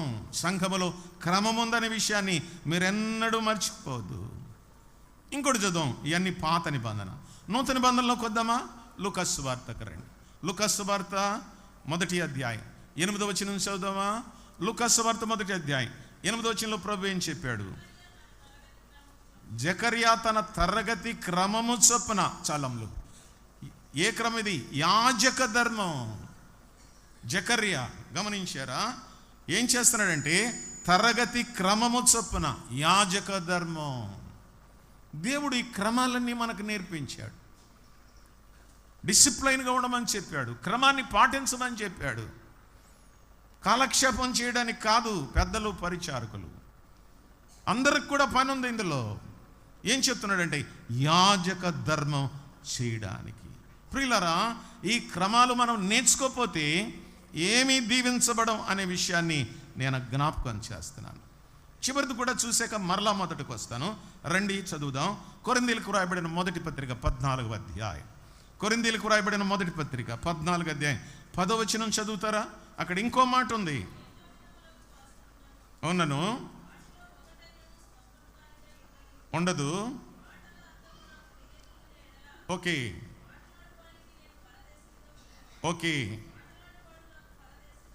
ఉండును. ఓకే, సంఘమునకు క్షమాభివృద్ధి కలుగునట్లు. చాలు, సేవాక్రమం అంటారు దాన్ని. ఎన్ని చెప్పాను? 5 చెప్పాను. 1 బల్ల క్రమం, అదే రొట్టెల క్రమం. 2 కట్టెల క్రమం. 3వది మోత క్రమం. 4వది యాజక క్రమం. 5వది సేవాక్రమము. దేవుని బిడ్డలారా, ఇది బైబిల్ మనకు నేర్పిస్తున్న సత్యం. ఈ క్రమాన్ని మనం నేర్చుకోవాల్సిన అవసరత ఎంతైనా ఉంది. అవును, రొట్టెల క్రమంలో ప్రభువు చెప్తున్నాడు. పాత నిబంధన గ్రంథంలో అప్పుడప్పుడు చేశారు, అర్థమైందా? నూతన నిబంధన గ్రంథంలో కూడా అప్పుడప్పుడు చేశారు. ఇప్పుడు కూడా ఏం చేస్తున్నారంటే రొట్టె 3 నెలలకోసారి, 2 నెలలకోసారి, నెలకోసారి. ఏంటిది? ఆరాధన అలాగ చేస్తారా? ఎవరు చెప్పారు మీకు? కొన్ని సంఘాల వాళ్ళు ఏమన్నారో తెలుసా? మీరు తెగ తినేస్తున్నారండి బాబా. డైరెక్ట్గా చెప్పినా ఇండైరెక్ట్గా మీకు అర్థం కాలేదు. ఎల్ఈఎఫ్ వాళ్ళు సంవత్సరానికి ఒకసారి తీసుకుంటారు. డిసెంబర్ 31 రాత్రి తీసుకుంటారు, ఇక మధ్యలో తీసుకోరు. వాళ్ళ జ్ఞానం, వాళ్ళ పరిజ్ఞానం, వారి పుస్తకాలు ఏమయ్యాయో నాకు అర్థం కాలేదు. ప్రతి దినమున అని బైబిల్ చెప్పింది. అది శిష్యుల కాలంలో, అపోస్తుల కాలంలో. తర్వాత ఏం చెప్పాడంటే అపోస్తుల కార్యాలు 27 ఆదివారం. అది రొట్టె ఎప్పుడు ఇవ్వాలి? ఎప్పుడు ఆదివారం వస్తే అప్పుడు ఇవ్వాలి. ఎప్పుడు ఆదివారం వస్తే అప్పుడు ఇవ్వాలి. అసలు వాళ్ళకి రొట్టె అక్కర్లేదు కొంతమందికి. అసలు ఏమిటో నాకు అర్థం కావట్లేదు, ఏమైపోతారో వీళ్ళు. వాక్యం చెప్పింది, మనం ఏమైనా సొంతంగా నేర్చినయా? మనం పెట్టామా ఇదంతా? ఆలకిస్తున్నారా ఈ సంగతులు? రొట్టె క్రమం ప్రతి ఆదివారమున మేము రొట్టె విరుచుట కూడినప్పుడు అని రాశాడు. అంచేత ఆదివారం ఎప్పుడొస్తే అప్పుడు మనం ఏం చేయాలో తెలుసా? మస్ట్ అండ్ షుడ్గా మనము ఆరాధన క్రమంలో పాలు పొందాలి. దేవుడు మన సంఘాలకు ఇచ్చిన ఆధిక్యత. ఉదయం కూడా చెప్పాను, 2 ఉంటే సరిపోతారు. ఒక పురుషుడు ఒక స్త్రీ ఉంటే రొట్టె కార్యక్రమాన్ని చేసుకోవాలి. కరోనా కాలంలో మీరేం చేశారు ఏమో నాకు తెలియదు. మేమిద్దరమే ఉన్నాం ఇంట్లో, మరి పిల్లలు ఎక్కడ ఉన్నారు? మేము ఆరాధన చేసుకున్నాం, రొట్టె తెచ్చుకున్నాం, రసం తెచ్చుకున్నాం. మొత్తం అంతా నేనే యాజకుడిగా అలా చేసి ఇచ్చినప్పుడు ఆమె తీసుకుంది, నేను తీసుకుంది. కరోనా తీరిపోయిన తర్వాత మళ్ళీ సంఘంతో కలిసిపోయాం. అది క్రమానికి సంబంధించిన సంగతి. ఆదివారమున మేము రొట్టె విరుచుటకు కూడినప్పుడని రాయబడింది. రొట్టె ఇచ్చేవారు చాలా జాగ్రత్తగా ఉండాలి. ఒక అబ్బాయి అడిగాడు, అంకుల్ చుట్టు తాగి వెళ్ళి రొట్టె పోచా అని అడిగాడు. ఎవడు చెప్పాడు రా నీకు అన్నాడు. మరి ఇస్తున్నారు అంకుల్ కొన్ని చోట్ల అన్నాడు. ఇంకొకడు అన్నాడు, ఆడికి 2 పెళ్ళి లేని అంకులు, ఆడు కూడా రొట్టె ఎత్తున్నాడు అన్నాడు. ఇంకొక మాట చెప్తే నాకు హార్ట్ అటాక్ వచ్చేసినాడు. అక్కడ తాపేసాడు, ఇంక చెప్పొద్దురా అన్నాను నేను. అర్థమైందా? వీళ్ళ రొట్టిచ్చేది, వీళ్ళ బలసర్వ్ చేసేది. దేవుడు ఎలా సహిస్తాడు? అసలు ఎలా ఊరుకుంటాడు? చాలా డేంజర్. ఓ పాస్టర్ గారు 3-4 సంఘాలు ఉన్నాయి, ఎక్కడెక్కడో తిరుగుతున్నాడు. అర్థమైందా? శనివారం శుక్రవారం బయలుదేరిపోతాడు. భార్యకి చెప్పి, అమ్మ నేను వెళ్ళిపోతున్నాను, సంఘాలన్నీ చూసుకుని ఆదివారం వస్తానంటాడు. ఒక అమ్మాయికురాలు ఇల్లు అంది. చెప్పకూడని సంగతులు ఇది. అర్థమైందా? శనివారం ఎక్కడో ఉన్నాడు, బట్టలన్నీ నలిగిపోయినాయి, తలంతా ఇదైపోయింది. అలాగే వచ్చేసాడు అంతే. ఆదివారం వచ్చాడు. భార్య చెప్తుంది, బాబు నీకు దండ పెడతాను, ఆ బట్టలు మార్చుకో, ఆ తలకు కొంచెం నిప్పు నూళ్ళు పెట్టు, స్నానం చేసిరా అంతనమాట. ఏం పర్లేదు అన్నాడు అంతే. వినండి జరిగిన సంగతి. కట్టుకథలు ఎందుకు మనకు అనవసరంగా? వాళ్ళ దగ్గర నుంచున్నాడు, రొట్టెరిస్తున్నాడు, గుండె ఆగి సచ్చాడు. దేవుడు సహించడు తెలుసా? ఇది దేవుని శరీరానికి, ప్రభు రక్తానికి సాదృశ్యం ఉంది. అసలు అతను వాలకం చూస్తేనే తెలిసిపోతుంది. ఈడెక్కడో పందిలాగా పాపంలో దొరలొచ్చినట్టు కనపడుతున్నాడు. ఒకవేళ అలా దొరలకపోవచ్చు, కానీ అలాంటి పాపం మన హృదయంలో ఉందేమో. చాలా జాగ్రత్త. తాకకూడదు, ముట్టుకోకూడదు. మా చిన్నతనంలో మన సంఘాల్లో 2 ఆడవాళ్ళు పైపు దగ్గర దెబ్బలాడితే పెద్దోళ్ళకి తెలిస్తే రొట్టె ఇచ్చేవారు కాదు. వాళ్ళిద్దరూ తిరిగి సమాధాన పడే వరకు కూడా మళ్ళీ బల దగ్గరకు వచ్చేవారు. సంఘానికి వచ్చి, అయ్యా మేమిద్దరం ఏదో గొడవ పడ్డాం, ఇప్పుడు మరలా సరి చేసుకున్నాం, ఒకరితో ఒకరు మాట్లాడుకుంటున్నాం, క్షమించండి. సంఘంలో సాక్ష్యం చెప్పాక వారిని మరలా తిరిగి సంఘంలో చేర్చుకునేవారు. ఎంత గొప్ప సంగతి అండి, ఎంత క్రమశిక్షణ అండి. పూర్వం నేను 1 నెల క్రితం తణుకు సంఘంలో ఉన్నాను. ఒక ఆమె సాక్ష్యం చెప్తాను అందరు రొట్టెకు ముందు. ఇదేంటి ఆడమని సాక్ష్యం ఏంటి అనుకున్నాను నేను. ఆమె నిలబడేలా చెప్పింది, అయ్యా నా ఆరోగ్యం బాగోక 5 నెలలు నిమ్స్లో ఉన్నానండి.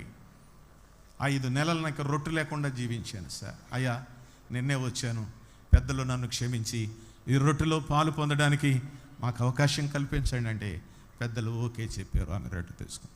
మీ సంగతి ఏంటి? ఎవరికి చెప్పరు, ఎవరితోనూ మాట్లాడరు, వచ్చి బొక్కేస్తారంతే. అసలు దీని గురించిన పశ్చాత్తాపం లేదు అసలు. అది దేవుని శరీరం అని వివేచింపక తినువాడు శాపగ్రస్తుడని దేవుని వాక్యం సెలవు. Be careful. మనల్ని గట్టిగా హెచ్చరిస్తున్నాడు. ఎవరో ఉన్నారు, లేకపోతే దేవుడి మాటలు మాట్లాడమని నాకు చెప్పడం. అసలు రొట్టె క్రమం చాలా జాగ్రత్త అని నేను మరలా జ్ఞాపకం చేస్తున్నా. ఇచ్చేవారు కూడా జాగ్రత్త, తీసుకునేవారు జాగ్రత్త. పరిశుద్ధమైన దేవుని శరీరానికి గుర్తుగా ఉన్నటువంటి సంగతి అది. ఏదైనా తోటలో ఏది తినొద్దన్నాడో తిన్నారు. అది క్రమాన్ని మీరారు, అందుకే వాళ్ళు బయటికి వెళ్ళిపోవలసిన పరిస్థితి వచ్చింది. దేవుడు వారిని పంపించేసి దాని చుట్టూ అగ్ని జ్వాలలు పెట్టేసి ఇక ఎన్నటికీ రాకుండా జ్వాలలను కాపలా పెట్టినట్టుగా మనం చూస్తాం. తోటలోంచి దేవుడు గెంటేస్తాడు సంఘంలోంచి. పెద్దలు ఎవరు గంటక్కర్లేదు, ఎవరు నీ మీద ఏం తీసుకోక్కర్లేదు, కానీ ఆయనే తగిన చర్య తీసుకుంటాడు. Be holy as I am holy. నేను పరిశుద్ధుడైనట్టుగా మీరు కూడా పరిశుద్ధులై ఉండాలనే విషయాన్ని జ్ఞాపకం చేశాడు. అందుచేత కట్టెలు క్రమముగా, ఆరాధన క్రమముగా, ఆరాధించటం క్రమముగా. ఈ క్రమాన్ని పాటించడానికే భూమి మీద దేవుడు సంఘాన్ని ఉంచాడని జ్ఞాపకం చేస్తాం. ఇందాక మోత క్రమం అన్నాం కదా, ఇంకొకసారి చదువుదాం వచ్చిన రండి. దినవృత్తాంతాల మొదటి గ్రంథం 15వ అధ్యాయం 22వ వచనం చదువుకుందాం. దినవృత్తాంతాల మొదటి గ్రంథం 15వ అధ్యాయం 22వ వచనం.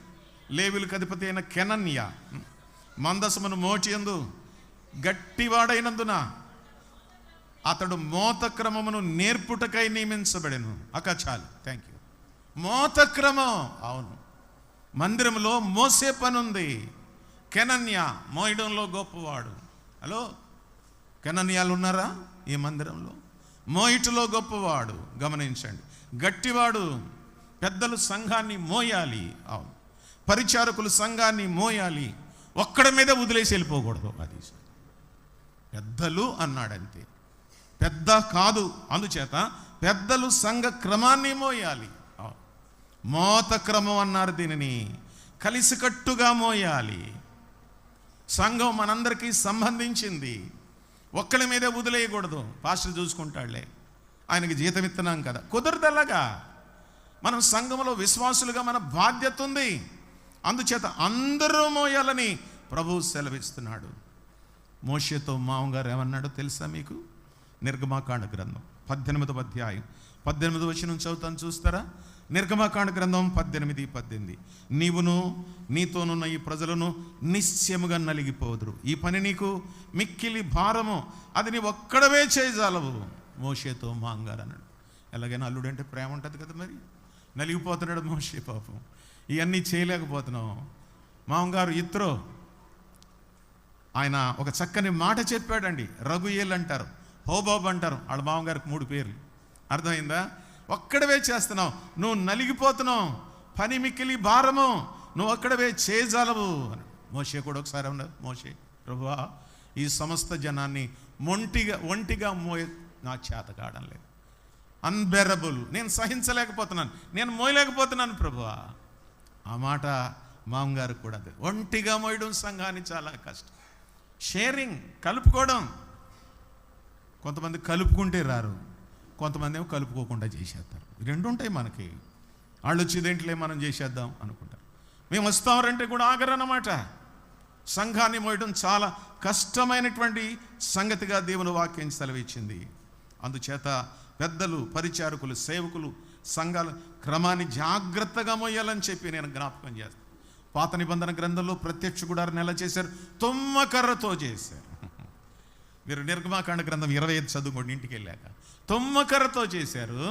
మందసాన్ని మోయడానికి రంధ్రాలు చేశారు. రంధ్రాలలో మోతకర్రలను పెట్టారు. మోతకర్రలు. నిర్గమాకాండ గ్రంథం 25వ అధ్యాయం 13-14 వచనాల్లో మోతకర్రలను పెట్టారు. సంఘాన్ని మోయడానికి మోతకర్రలు కావాలి, మూలకర్రలు కావాలి. అంచేత ప్రభు ఏం చెప్తున్నాడంటే, కెనన్య మోత క్రమం ఎరిగిన వాడు. మళ్ళా చెప్పనా, కొంతమంది క్రమమే తెలియదండి. ఎన్నిసార్లు అయినా చెప్పవచ్చు, ఏదో వచ్చేసారంతే, దూరిపోయారంతే. వాక్యం చదువుకోరు, వాక్యంలో ఉన్న విషయాలు అర్థం చేస్తే అర్థం కాదు. ఏయో కొత్త విషయాలు చెప్తారు. క్రమము ఎరగనటువంటి వారు, ఎక్కడెక్కడో ఉండినటువంటి వారు. అవును, కొంతమందికి క్రమం తెలిసినా పాటించరు కూడాను. పాటిస్తే దేవునికి మహిమ, పాటించకపోతే దేవునికి నష్టం, దేవునికి అవమానం, డిస్గ్రేస్ అంటారు. ఎంత దుఃఖపడిపోతాడు. ఉదయం చెప్పుకున్నాం, మన పెద్దలు, మన క్రమం, మన విధానం, సంఘాలు ఎలా ఆరంభించబడ్డాయో చెప్పాను నేను. ప్రియులారా గమనించండి. అందుచేత దేవునికి మహిమ తీసుకొచ్చే సంగతులు మనం చేయాలి. అది పెద్దల బాధ్యత, కుల పెద్దలు కాదు. మళ్ళాను కుల పెద్దలు వేరు, సంఘ పెద్దలు వేరు. మనకు ఆళ్ళీళ్ళు ఒకటే అయిపోతున్నారు అక్కడక్కడ. అర్థమైందా? కుల పెద్దలు, సంఘ పెద్దలు ఒకటి కాదు. కుల పెద్దలు కులానికి ప్రాతినిధ్యం వహిస్తారు, సంఘ పెద్దలు సంఘంలో జరిగే కార్యక్రమాలకి. అంతేగాని వాళ్ళు వచ్చి ఇందులో దూరకూడదు, వీళ్ళు అందులోకి వెళ్ళకూడదు. మనం సపరేట్గా ఉండాలి. పేటలోనే ఉండొచ్చు, ఊళ్ళోనే ఉండొచ్చు, మనందరం కలిసే ఉంటాం. కానీ దేవుని కార్యక్రమాలు వచ్చేటికి ఈ క్రమాల యొక్క తేడా మనం తెలుసుకోవాల్సిన అవసరత ఎంతైనా ఉందని నేను జ్ఞాపకం చేస్తున్నాను. జకర్యా ఇక్కడ మనం చదువుతున్నాం, యాజక క్రమము చొప్పున తరగతి క్రమము చొప్పున దేవుని ఎదుట ధర్మము జరిగించుచుండగా. జకర్యాకు వంతు వచ్చింది. యాజకులు 23 తరగతులు అని చెప్పారు బైబిల్లో. అర్థమైందా? ఒక్కొక్క యాజకుడికి 6 నెలలకోసారి వంతు వస్తుంది అనమాట. 6 నెలలకోసారి వంతు వస్తుంది. ఆ వంతు కొరకు కనిపెడతా ఉంటారు. శ్రేష్టమైనటువంటి సందేశాన్ని సంఘానికి, సమాజానికి అందిస్తారు. నేను ఇలా చెప్తున్నాను, మనం కూడా దేవుని వాక్యాన్ని బాగా పాటించాలి. సంఘానికి అవసరమైన సంగతులు చెప్పాలి. ఈనాడు, సాక్షి, ఇంకోటి ఇక్కడ చదవకూడదు. టీవీలో వార్తలు మనం చెప్పుకోకూడదు. ఇక్కడ అవన్నీ బయట మాట్లాడుకుని దేవుని వాక్యాన్ని గురించి మాట్లాడాలి. ప్రార్థన చేసుకోవాలి. రాత్రి అంతా వంతు వస్తుందని కానీ ఉదయం చెప్పాను, మన ప్రసంగాన్ని ఊరబెట్టి, ఉప్పేసి ఊరగాయను ఊరబెట్టినట్లుగా మన ప్రసంగం దేవుని ప్రార్థన కన్నీళ్ళు ఊరబెట్టి అప్పుడు తీసుకురావాలి. ప్రజలకు మేలు కలుగుతుంది. ఏదో చెప్పేద్దాం, ఒక అరగంట కబడ్డీ ఆడైతే అయిపోద్ది కదా అనుకుంటే చాలా ప్రమాదకరమైన పరిస్థితిని లేఖనాల్లో మనం చూస్తాం. కనుక ఏదేదో చేయడం కాదు. కొంతమందికి చెప్పడం చేత కాదు. చెప్తామో అంటారు. మరి ఏం చేస్తాం? అదొక పెద్ద సమస్య సంఘంలో. ABCDలు కూడా రావు, పుస్తకాల పేర్లు కూడా రావు. ఆదికాండం అంటే ప్రకటన గ్రంథంలో చూస్తాడు సంఘ పెద్ద. అర్థమైందా? మత్తయి సువార్త అంటే మలాకీలో చూస్తూ ఉంటాడు. ఏం చెప్తాం? వీళ్ళకి పదవులు కావాలి, దేవుని వాక్యం తెలీదు. ఓ సంఘంలో ఒక అబ్బాయి ప్రసంగాలు చేస్తానంటాడంట. ఆ పెద్ద ఆయన అంటాడంట, ఇంకా చాలా నేర్చుకోవాలి అబ్బాయి, నువ్వు ప్రసంగాలు చేసే స్థాయికి రాలేదు అని అంటాడట. అలాగే అంటాడట. ఓ రోజు నేను వెళ్ళిన సంఘానికి, ఆయన ప్రసంగం అడిగాడంట నాకు ముందు, న్యూటనకు ముందు నేను కాసేపు మాట్లాడుతాను. ఇప్పుడు కుదరతారు అలాగా, ఆయనకు గంట ఇవ్వాలి మనం కనీసం అని అంటే, నీకు ప్రార్థన ఇస్తానులే అన్నాడంట సంఘ పెద్ద. వాడు ఏం చేశాడో తెలుసా? ప్రార్థనలో 25 నిమిషాలు లాగేసాడు నా టైం. ప్రార్థనలో 25 నిమిషాలు లాగేశాడు, నా టైం లాగేశాడు. ప్రసంగాలు చేస్తానంటాడంట. ఆడు చెప్పాలనుకున్న ప్రసంగం అంతా ప్రార్థనలో చెప్పేశాడు అంతే. తర్వాత అడిగాను, వాట్ ఈస్ దిస్ ఫెలో అన్నాను అనమాట. అంటే ఇది ఇంతే అన్నయ్య, ఇలాగే ఉంటారన్నయ్య. ఎంత కష్టమో సంఘం. దేవుని బిడ్డలారా, మనకి క్రమం తెలియకపోతే చాలా పొరపాట్లు జరుగుతాయి అంతే. ఎంతసేపు మాట్లాడాలో అంతసేపే. ఎప్పుడైనా ఒక 5-10 నిమిషాలు ఉంటుంది అనమాట. ఒక్కొక్కసారి 3 స్పీకర్లు ఉంటాం. ముందే చెప్తారని 45 అంటారు. అలారం పెట్టుకుంటాం, 44కే ముగిస్తాం, లేకపోతే 46 అవుతుంది. ఊరికే ఇంకా మళ్ళీ మనకు టైం వస్తుందో లేదని వచ్చే వారం వరకు చెప్తా ఉండకూడదు. అలాగా తగినంతగా మాత్రంగా సిద్ధపడి ఎంత చెప్పాలో అంత చెప్పడమే చాలా ప్రాముఖ్యమైన విషయం. అందుచేత యాజక క్రమాన్ని కూడా మనం ఎరిగినటువంటి వాళ్ళు కూడా. ఇందాక మనం సేవాక్రమం అన్నాం కదా, వచనం చూపించాలని ఇది నేను చదువుతున్నాను. దినవృత్తాంతాలు 2వ గ్రంథం 29వ అధ్యాయం 35 వచనం చదువుతున్నాను చూడండి. దినవృత్తాంతాలు 2వ గ్రంథం 29-35. ఇంగ్లీష్లో దీన్ని ఆర్డర్లీ సర్వీస్ అంటారు. అన్నిటికీ ఉన్నాయి. సమాధాన బలి పశువులు క్రొవ్వును, దహన బలి పశువులను దహన బలులకు ఏర్పడిన పానార్పణములుగా సమృద్ధిగా ఉండెను. ఈలాగున యెహోవా మందిర సేవ క్రమముగా జరిగింది. అది నా పాయింట్. మందిర సేవ ఎలా జరగాలి? క్రమముగా జరిగింది. కొత్త నిబంధన గ్రంథంలో కొరింథీ మొదటి పత్రిక 14వ అధ్యాయం 10వ వచనంలో దేవుని వాక్యం ఎలా చెప్పింది. కొరింథీ మొదటి పత్రిక 14:10లో సమస్తను మర్యాదగాను క్రమముగాను జరుగనివ్వడే. అవునవును, ఇందాక చెప్పాడు పొద్దున సేవకుడు. మనం క్రమంగా చేయకపోతే మనల్ని ఏమంటాడు? అక్రమము చేయువారలారా. గమనించండి, ఏదైనా తోటకు ఆనుకున్న సంఘ సత్యాలు ఇవి అంతే. ఆదికాండ గ్రంథంలో సంఘ సత్యాలు మనకేమి కనపడవు, కానీ తోటను ఆనుకొని ఒక్కొక్క మాటను మనం ధ్యానం చేస్తున్నామని మనం చేస్తున్నాను. ఒక్కొక్క మాటను మనం ధ్యానం చేస్తున్నాం దేవుని యొక్క వాక్యంలో. ఎలా జరిగిందో, ఏం జరిగిందో. ఒకటి, తోట స్థాపించిన దేవుడు, తోటను తడిపిన దేవుడు. 3వది, తోటలో క్రమమును ఏర్పరిచిన దేవుడు. 4వది చూద్దాం చూడండి. ఇలా చెప్పాడు 3వ అధ్యాయం 8వ వచనంలో ఆదికాండ గ్రంథంలో, చల్లపోటును ఆదామును అతని భార్యయు తోటలో సంచరిస్తున్న దేవుడైన యెహోవా. అనయ్య అక్క, దీని అర్థం ఏంటో తెలుసా? తోటలో సంచరించువాడు దేవుడే. ఎక్కడ? ఏదెను తోటలో. సంఘములో సంచరించువాడు దేవుడే. అది సంగతి. సంఘములో ఎవరు సంచరించాలి? దేవుడే సంచరించాలి. దేవుని వాక్యమే ప్రాముఖ్యమైన ప్రమాణం. తోటలో సంచరించిన వాడు దేవుడే, సంఘములో సంచరించవలసిన వాడు దేవుడే. ఎప్పుడొచ్చాడైనా? చల్లపోట. ఆదామును అతని భార్యయు తోటలో సంచరిస్తున్న దేవుడైన యెహోవా. వాళ్ళిద్దరు ఉంటుండగా ప్రభు వారితో కూడా వచ్చాడు, వాళ్ళతో సంభాషిస్తున్నాడు. తోటలో సంచరించవలసిన వాడు, సంఘములో సంచరించవలసిన వాడు దేవుడే, దేవుడే. అర్థమైందా? ప్రకటన గ్రంథంలో 2వ అధ్యాయంలో 1వ వచనంలో సంఘాల గురించి మాట్లాడుతూ జ్ఞాని అయినటువంటి పరవాసి అయినటువంటి యోహాను ఇలా చెప్పాడు, చదవనా? ఎఫెసులో ఉన్న సంఘపు దూతకి ఇలాగ వ్రాయము, 7 నక్షత్రములు తన కుడి చేత పట్టుకుని 7 దీపస్తంభముల మధ్య సంచరించువాడు చెప్పు సంగతులేవనగా. అర్థమైందా? సంచరించువాడు. మన సంఘంలో ప్రభు సంచరిస్తున్నాడా?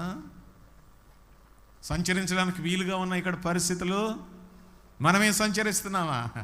తోటలో సంచరించవలసిన వాడు, ఆ రోజున సంచరించిన వాడు దేవుడు, ఈ రోజున సంఘాల్లో సంచరించవలసిన వాడు దేవుడే. అంతే, ఇంకెవరో కాదండి. దేవుడే సంచరించాలి, ఆయనే తిరుగుతూ ఉండాలి. ఉంటాడా? చెప్పాడుకి ఎలాగనగా, నా నామమున ఎక్కడ 2-3 కూడి ప్రార్థన చేతురో వారి మధ్యన అన్నాడా లేదా? మరి ఇంకే భరోసా ఇస్తే ఆయన అన్నాడు కదా, 2 ఉంటే నేను ఉంటానన్నాడు. 2-3 ఎక్కడుంటారు? వారి మధ్యలో ఉంటానన్నాడు.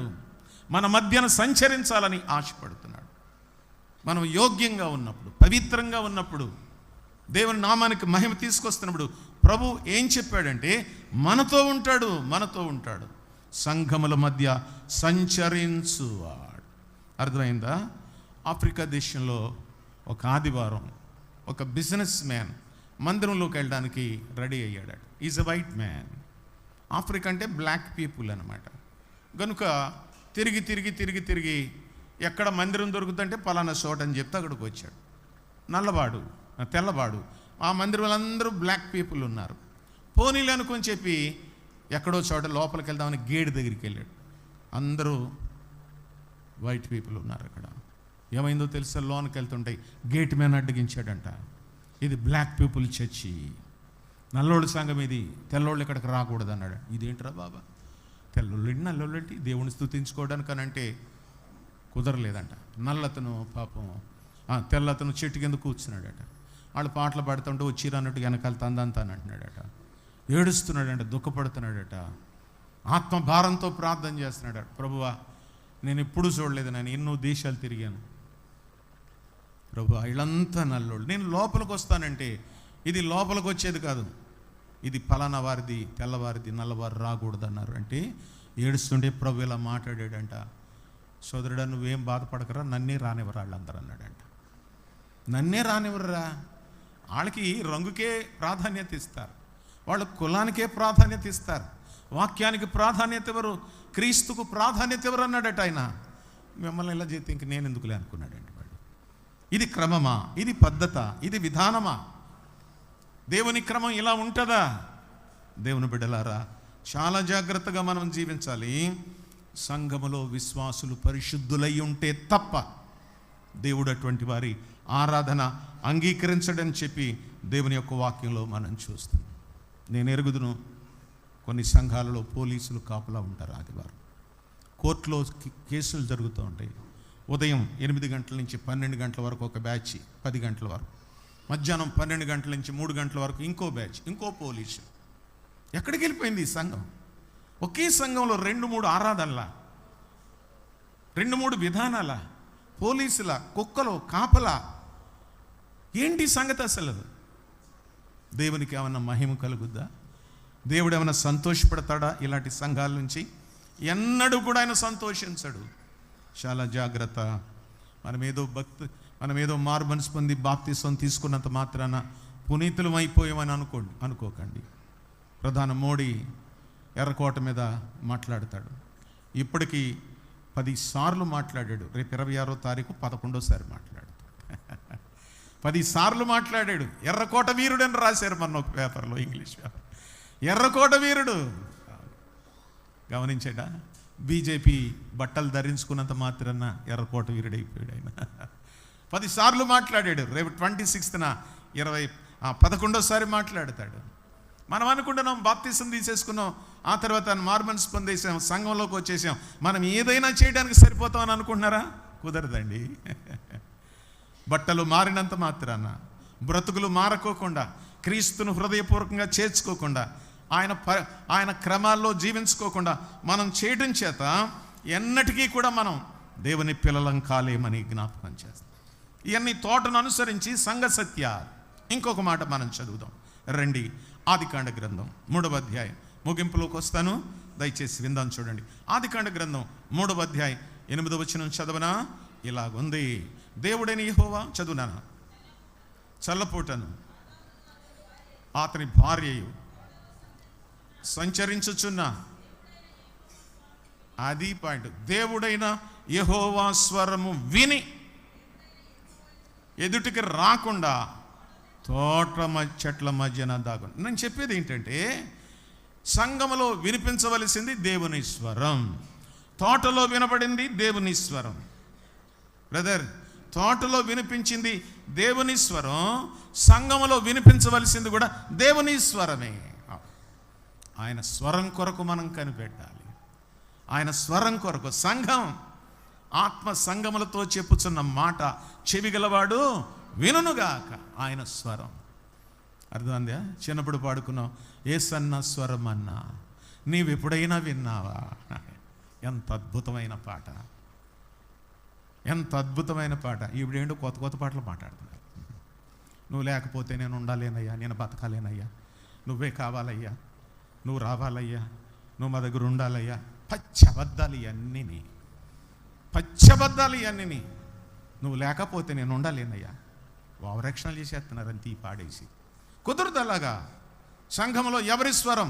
దేవుని స్వరం, యేసన్న స్వరం అన్న. ఎప్పుడైనా విన్నావా? 12 శరణాలు ఉంటుంది ఆ కీర్తన. అర్థమైందా? ఇక్కడి నుంచి రేవుకెళ్ళేదాకా పాడుకోవచ్చు. అన్ని శరణాలు ఉంటాయి. ఎంత అందంగా ఉంటుంది, ఎంత లోతైన ధ్యానాలు. అదే ఒక ప్రసంగం అసలు. దేవుని బిడ్డలారా, దేవుని స్వరం వినపడాలి. కొంతమంది మామూలుగానే మాట్లాడతారు, ప్రసంగం దగ్గరకు వచ్చేటికి వాయిస్ మార్చేస్తారు. ఇదో చిత్రం. అర్థమైందా? బేస్లోకి వెళ్ళిపోయి ఇంకోలాగా వెళ్ళిపోయి, అసలు స్వరం ఒకలాగా ఉంటుంది, ప్రసంగంలో ఇంకోలా ఉంటుంది అనమాట. వీడే వాడా, వాడే వీడా అన్నట్టు. ఎందుకు అలాగా? ఎవరిని ఇమిటేట్ చేయకూడదు. దేవుడు మనకు ఒక స్వరం ఇచ్చాడు, ఆ స్వరంతో మాట్లాడడమే. మనం కొత్తగా ఎవరినో అనుకరించడం అంత మంచిది కాదు అసలు. అది తోటలో వినబడింది దేవుని స్వరం, సంఘములో వినబడాల్సింది కూడా దేవుని స్వరమే, దేవుని స్వరమే. ప్రకటన గ్రంథం 3:1, 7 ఆత్మలు గలవాడు చెప్పు సంగతులేవనగా, 7 ఆత్మలు కలిగిన వాడు చెప్పు సంగతులేవనగా అన్నాడు. అర్థమైందా? ప్రకటన గ్రంథం 3వ అధ్యాయం 1లో 7 ఆత్మలు అన్నాడు. 7వ వచనంలో సత్య స్వరూపయగు పరిశుద్ధుడు చెప్పు సంగతులేమనగా, సంచరించువాడు చెప్పు సంగతులు, 7 ఆత్మలు గలవాడు చెప్పు సంగతులు, సత్య స్వరూపయగు పరిశుద్ధుడు చెప్పు సంగతులు. ఈ సంగతుల మీద మనం మనసు ఉంచాలి, ఈ సంగతుల మీద మనం మనసు పెట్టాలి. ఆయన స్వరం వినాలి, ఆయన స్వరం వినాలి. ఆయన మామూలుగా ఏదో వచ్చి మాట్లాడతాడని కాదు దాని ఉద్దేశం. దేవుని వాక్యం ఆయన స్వరం అంతే. అర్థమైందా? ఆయన స్వరం వినాలి, ఆయన స్వరం వినాలి. ఇలా చెప్పాడు. ఇప్పటికీ కూడా మనుషులు ఏదేదో మాట్లాడుతూ ఉన్నారన్నమాట. అందుకే చెప్పాడు ఇర్మియా గ్రంథం 29:8లో, మీ మధ్యనున్న ప్రవక్తల చేతనైనను మంత్రజ్ఞుల చేతనైనను మీరు మోసపోకుడి, మీలో కలలు కొని వారి మాటలు వినకుడి. బోలుడంతమంది సోది ప్రవక్తలు బయలుదేరిపోయారు. మా ఊరిలో వీధికి ఒక అమ్మగారు ఉన్నారు. అక్క, మా ఊరిలో వీధికి ఒక అమ్మగారు ఉన్నారు అంతే. అందరూ అక్కడికి వెళ్ళిపోతారు అంతే. ఆవిడకే రక్షణ ఉందో లేదో నాకు తెలియదు. వీధికి ఒక అమ్మగారు అనమాట. ఒక ఆవిడ లక్షవారం పెడుతుంది, ఒక ఆవిడ బుధవారం పెడుతుంది, ఒక ఆవిడ మంగళవారం వెళ్తుంది. ఇక్కడ వాళ్ళు అక్కడికి, అక్కడ వాళ్ళు ఎక్కడికి, సోదోళ్ళు అనమాట. అర్థమైందా? వాళ్ళకి అందరి సంగతులు చెప్తారు, వాళ్ళ సంగతులు తెలియదు అంతే. అర్థమైందా? లోకంలో అందరికీ చెప్తారు, మీకు అలా జరుగుద్ది, మీకు ఎలా జరుగుద్ది, దేవుడు కనపడ్డాడు, ఇలా చెప్పాడని చెప్తూ ఉంటారు. నాకు తెలిసిన ఒక టీచరు రిటైర్ అయింది. ఆమె ఒక సంఘానికి వెళ్తుంది. పాస్టర్ గారు అన్నాడట, అమ్మ నాకు దేవుడు దర్శనం ఇచ్చాడు అన్నాడట. టీచర్ అమ్మ ఆవిడ. అటుడికి ఏమి ఇచ్చాడు అయ్య గారు అంటే, నువ్వు కొత్త కారు కొనొచ్చి తాళాలు నాకు ఇచ్చినట్టు వచ్చింది అన్నాడంట. ఉన్నారు ఇక్కడ. అంటే దాని అర్థం ఏంటి? నువ్వు రిటైర్ అయిపోయి బెనిఫిట్స్ అన్నీ వస్తాయి కదా, ఓ కొత్త కారు కొని తాళం చేత నాకు అప్పగించాను. అది దేవుడు ఇలా కూడా మాట్లాడతాడా? సోది ప్రవక్తలు తయ్యారు, సోదిగాళ్ళు తయారయ్యారు అంతే. అక్కడికే ఉరుకులు పరుగులు, జనాలందరూ అక్కడికి వెళ్ళిపోతూ ఉంటారు. ఏంటో నాకు అర్థం కాదు. వాక్యం చదవరు, వాక్య క్రమం ఉన్న చోటుకి వెళ్ళరు, దేవుని వాక్యంలో లేనటువంటి సంగతుల దగ్గరికి ఉరుకులు పరుగులు పెట్టేటువంటి అనేక మంది ఉంటాడు. దేవుడు నాకు కళ్ళలో వచ్చాడు, ఇలా చెప్పమన్నాడు. నీకు ఎంత మోసం అండి. హెబ్రీ పత్రికలో ఏమన్నాడో తెలుసా? 13:9 నానా విధమైన అన్య బోధల చేత త్రిప్పబడుకుడి. నేను అందుకే చెప్తున్నాను, ఎక్కడ పడితే అక్కడికి వెళ్ళకూడదు, ఏ మీటింగ్ పడితే ఆ మీటింగ్కి వెళ్ళకూడదు. ఒక్క విత్తనం వేస్తారంతే, అక్కడి నుంచి పెళ్ళున ఇన్ని సంవత్సరాల ఆత్మీయ జీవితం వళ్ళున పాడైపోద్దంతే. ఒక్క విత్తనం. ఎండ్రిని ఎంత వేయాలి కూరలో, రైస్లో ఎంత వేయాలి విషయం, అన్న కేజీ వేయాలా ఏంటి? పాలలో తోడుసుక్క ఎంత వేస్తారు? గ్లాసుడు వేస్తారా? స్పూనుడు వేస్తాం అంతే. మొత్తం చాలా జాగ్రత్త. నానా విధములైన అన్య బోధల చేత తిప్పబడకూడి అన్నాడు. నేను 10th క్లాస్ పేపర్లో ఏలూరులో 14 సంవత్సరాలు దిద్దాను. అర్థమైందా? 14 సంవత్సరాలు. మొదటి సంవత్సరం ఎక్కడికి వెళ్ళాలో ఆదివారం నాకు తెలియలేదు. రెండో సంవత్సరం ఇంకొక మాస్టర్ తెలిసిన ఆయన తణుకులో ఉంటాడు, ఆయన పేరు రోజర్స్. ఈవేళ ఆదివారం, పోయిన సంవత్సరం నేను ఎక్కడికి వెళ్ళాలో తెలియలేదంటే, అన్న నేను చోటుకి వెళ్ళాను, మనం పర్మిషన్ అడిగి ఈవేళ వెళ్దాం అన్నాడు. ఓకే అన్నాను. ఆదివారం కాసేపు మందిరంలో కూర్చుని ఆరాధన చేసుకుని వస్తే బాగుంటుంది కదా. అర్థమైందా? నానా విధములైన అన్య బోధలు అంటే చెప్తున్నాను. బాగానే ఉంది. అక్కడికి తీసుకెళ్ళాడు. మీటింగ్ అయిపోయింది, వాక్యం చెప్పేశాడు. వినాలి. ఏమైందో తెలుసా? అందరూ లేచి నిలబడండి, మనం ఆఖరి పాట పాడుకుందాం అన్నాడు. ఆఖరి పాట కూడా విన్నాం మేము. ఆయన ఇలా చెప్తున్నాడు, ఒకళ్ళకొకళ్ళు ముద్దులు ఇచ్చుకోండి అన్నాడు. అయ్యి బాబోయ్, మగోళ్ళకి ఇచ్చుకోండి, ఆడోళ్ళకి ఇచ్చుకోండి అంటే పర్లేదు. ఆడ మగ తెగ ముద్దులు ఇచ్చేసుకున్నారు. అక్కడ నా గుండె ఆగిపోయింది. ఇది సంఘమేనా? అడిగాను రోజర్స్ని, వాట్ ఈస్ దిస్? ఈ ముద్దులేంటి, వరస ఏంటి అసలు? పోనీ ఆడోళ్ళకి ఇచ్చుకుని మగోళ్ళకి ఇస్తే పర్లేదు, ఆడమ్మగా లట్టాపట్టం అయిపోయారు ఏంటంటే. అప్పుడు అన్నాడు అనమాట, అన్నయ్య పోయిన సంవత్సరం ఇలా లేదన్నయ్య, కరస్పాండెన్స్ మారినట్టుందన్నయ్య. దొరలు మారారు, డబ్బులు పంపించేవాడు కొత్త రకం వచ్చారు. నానా విధములైన అన్యబోధల చేత ఎక్కడ పడితే అక్కడికాడు. అర్థమైందా? చాలా జాగ్రత్తగా ఉండాలి. ఇలాగున్న క్రైస్తవ జీవితంలో దేవుని స్వరము వినబడడానికి బదులుగా ఏం జరుగుతుందంటే, అపవాది స్వరం, దుష్ట స్వరాలు వినబడి విశ్వాసులు భ్రష్టులు అవుతున్నారు. ఆఖరి పాయింట్కి వద్దాం చూడండి. దేవుని వాక్యం ఎలా చెప్పింది, ఏమని చెప్పిందో తెలుసా? 3వ అధ్యాయం 23వ వచనం చదువుతాను. ఆదికాండ గ్రంథమే, మనం అన్నీ అక్కడి నుంచే తీసుకున్నాం. 7 సంగతులు చెప్పుకున్నాం. 6వ సంగతికి వచ్చాం మనం. గమనిద్దాం చూడండి. దేవుడైన యెహోవా అతడు ఏ నేల నుండి తీయబడినో దాన్ని సేద్యపరచుటకు ఏదెను తోటలో నుండి అతన్ని పంపివేశాను. ఏమర్థమైంది? తోట మీద అధికారం దేవునిది నానా, సంఘం మీద అధికారం దేవునిది. Be careful. తోట మీద అధికారం దేవునిది, సంఘం మీద అధికారం దేవునిది, మంది కాకూడదు. ఎప్పుడు కూడా మనం అధికారం చెలాయించడానికి ప్రయత్నం చేయకూడదు. తోట ఆయనది, అధికారం ఆయనది, సంఘం ఆయనది, అధికారం ఆయనది. ఏం చేశాడు? తోటలో నుంచి పంపివేశాడు. గెట్అవుట్ అన్నాడంతే, బయటికి వెళ్ళిపోండి అన్నాడంతే. తోటలో ఉంచడానికైనా పంపించేయడానికైనా అధికారం దేవునిది. సంఘములో ఉంచాలన్నా బయటికి పంపాలన్నా ఆయనదే అధికారం. ఏదైనా తోట ఎంత కమ్మటి సంఘ సత్యాలను మనకు నేర్పిస్తుందండి. కారణం ఏంటో తెలుసా? ఎఫెసీ 5:24 సంఘమునకు శిరస్సు ఆయనే. సంఘానికి శిరస్సు ఎవరు? ఆయనే. క్రీస్తు సంఘమునకు శిరస్సు అయి ఉన్నాడు. జాగ్రత్త స్వామి. ఆయన శిరస్సు, సంఘానికి శిరస్సు ఆయన, స్త్రీకు శిరస్సు పురుషుడు. స్త్రీకి కూడా పురుషుడు శిరస్సు అని చెప్పాడు. శిరస్సుకు లోబడాలి, శిరస్సుకు విధేయత చూపించాలి, శిరస్సును గౌరవించాలి. సంఘములో ప్రభువును గౌరవించినట్లుగా కుటుంబంలో కూడా భర్తను గౌరవించాలి, మర్యాదగా మాట్లాడాలి. చెప్పాల్సిన నేను చెప్పేశాడు కమల్ రాజు గారు. గమనించండి, అధికారం ఆయనది. యజమానుడు గృహానికి అధిపతి. Christ is the head of this house. బోర్డులు పెట్టుకుంటున్నాం. Is unseen listener and is attendance of every male. ప్రతి భోజనానికి ఉంటాడని చెప్తున్నా. దేవుడు అంత అధికారమైనప్పుడు మనకు కూడా అవి వర్తించేలాగా ప్రభువు చెప్పాడని నేను జ్ఞాపకం చేస్తాను. సంఘమునకు శిరస్సు ఆయనే, సంఘమునకు ఆయన శిరస్సై ఉన్నాడు. కారణం క్రీస్తు స్వరక్తమిచ్చి సంపాదించిన సంఘం. నా ప్రియ దేవుని బిడ్డలారా, సంఘానికి శిరస్సు ఆయనే, కుటుంబానికి శిరస్సు భర్త. గమనించాలి, దేవుడు ఎక్కడ ఏ క్రమం పెట్టాడో ఆ క్రమాన్ని మనం పాటించడం ద్వారా దేవుని ఆశీర్వాదాలు వస్తాయి మనకు. అది సంగతి. అర్థమైందా? ఆయన ఆశీర్వాదాలు సంపాదించుకోవాలంటే దైవ క్రమాన్ని, వాక్య క్రమాన్ని మనము తప్పనిసరిగా పాటించాలని జ్ఞాపకం చేస్తాను. చివరి మాట చెప్పి ప్రార్థన చేస్తాను. ఇంకో మాట చెప్పనా? తోట యొక్క భద్రత దేవునిది. ఏ తోట? ఏదైనా తోట. ఎక్కడుంది? 3వ అధ్యాయం 24వ వచనం ఉంది ఆదికాండ గ్రంథంలో.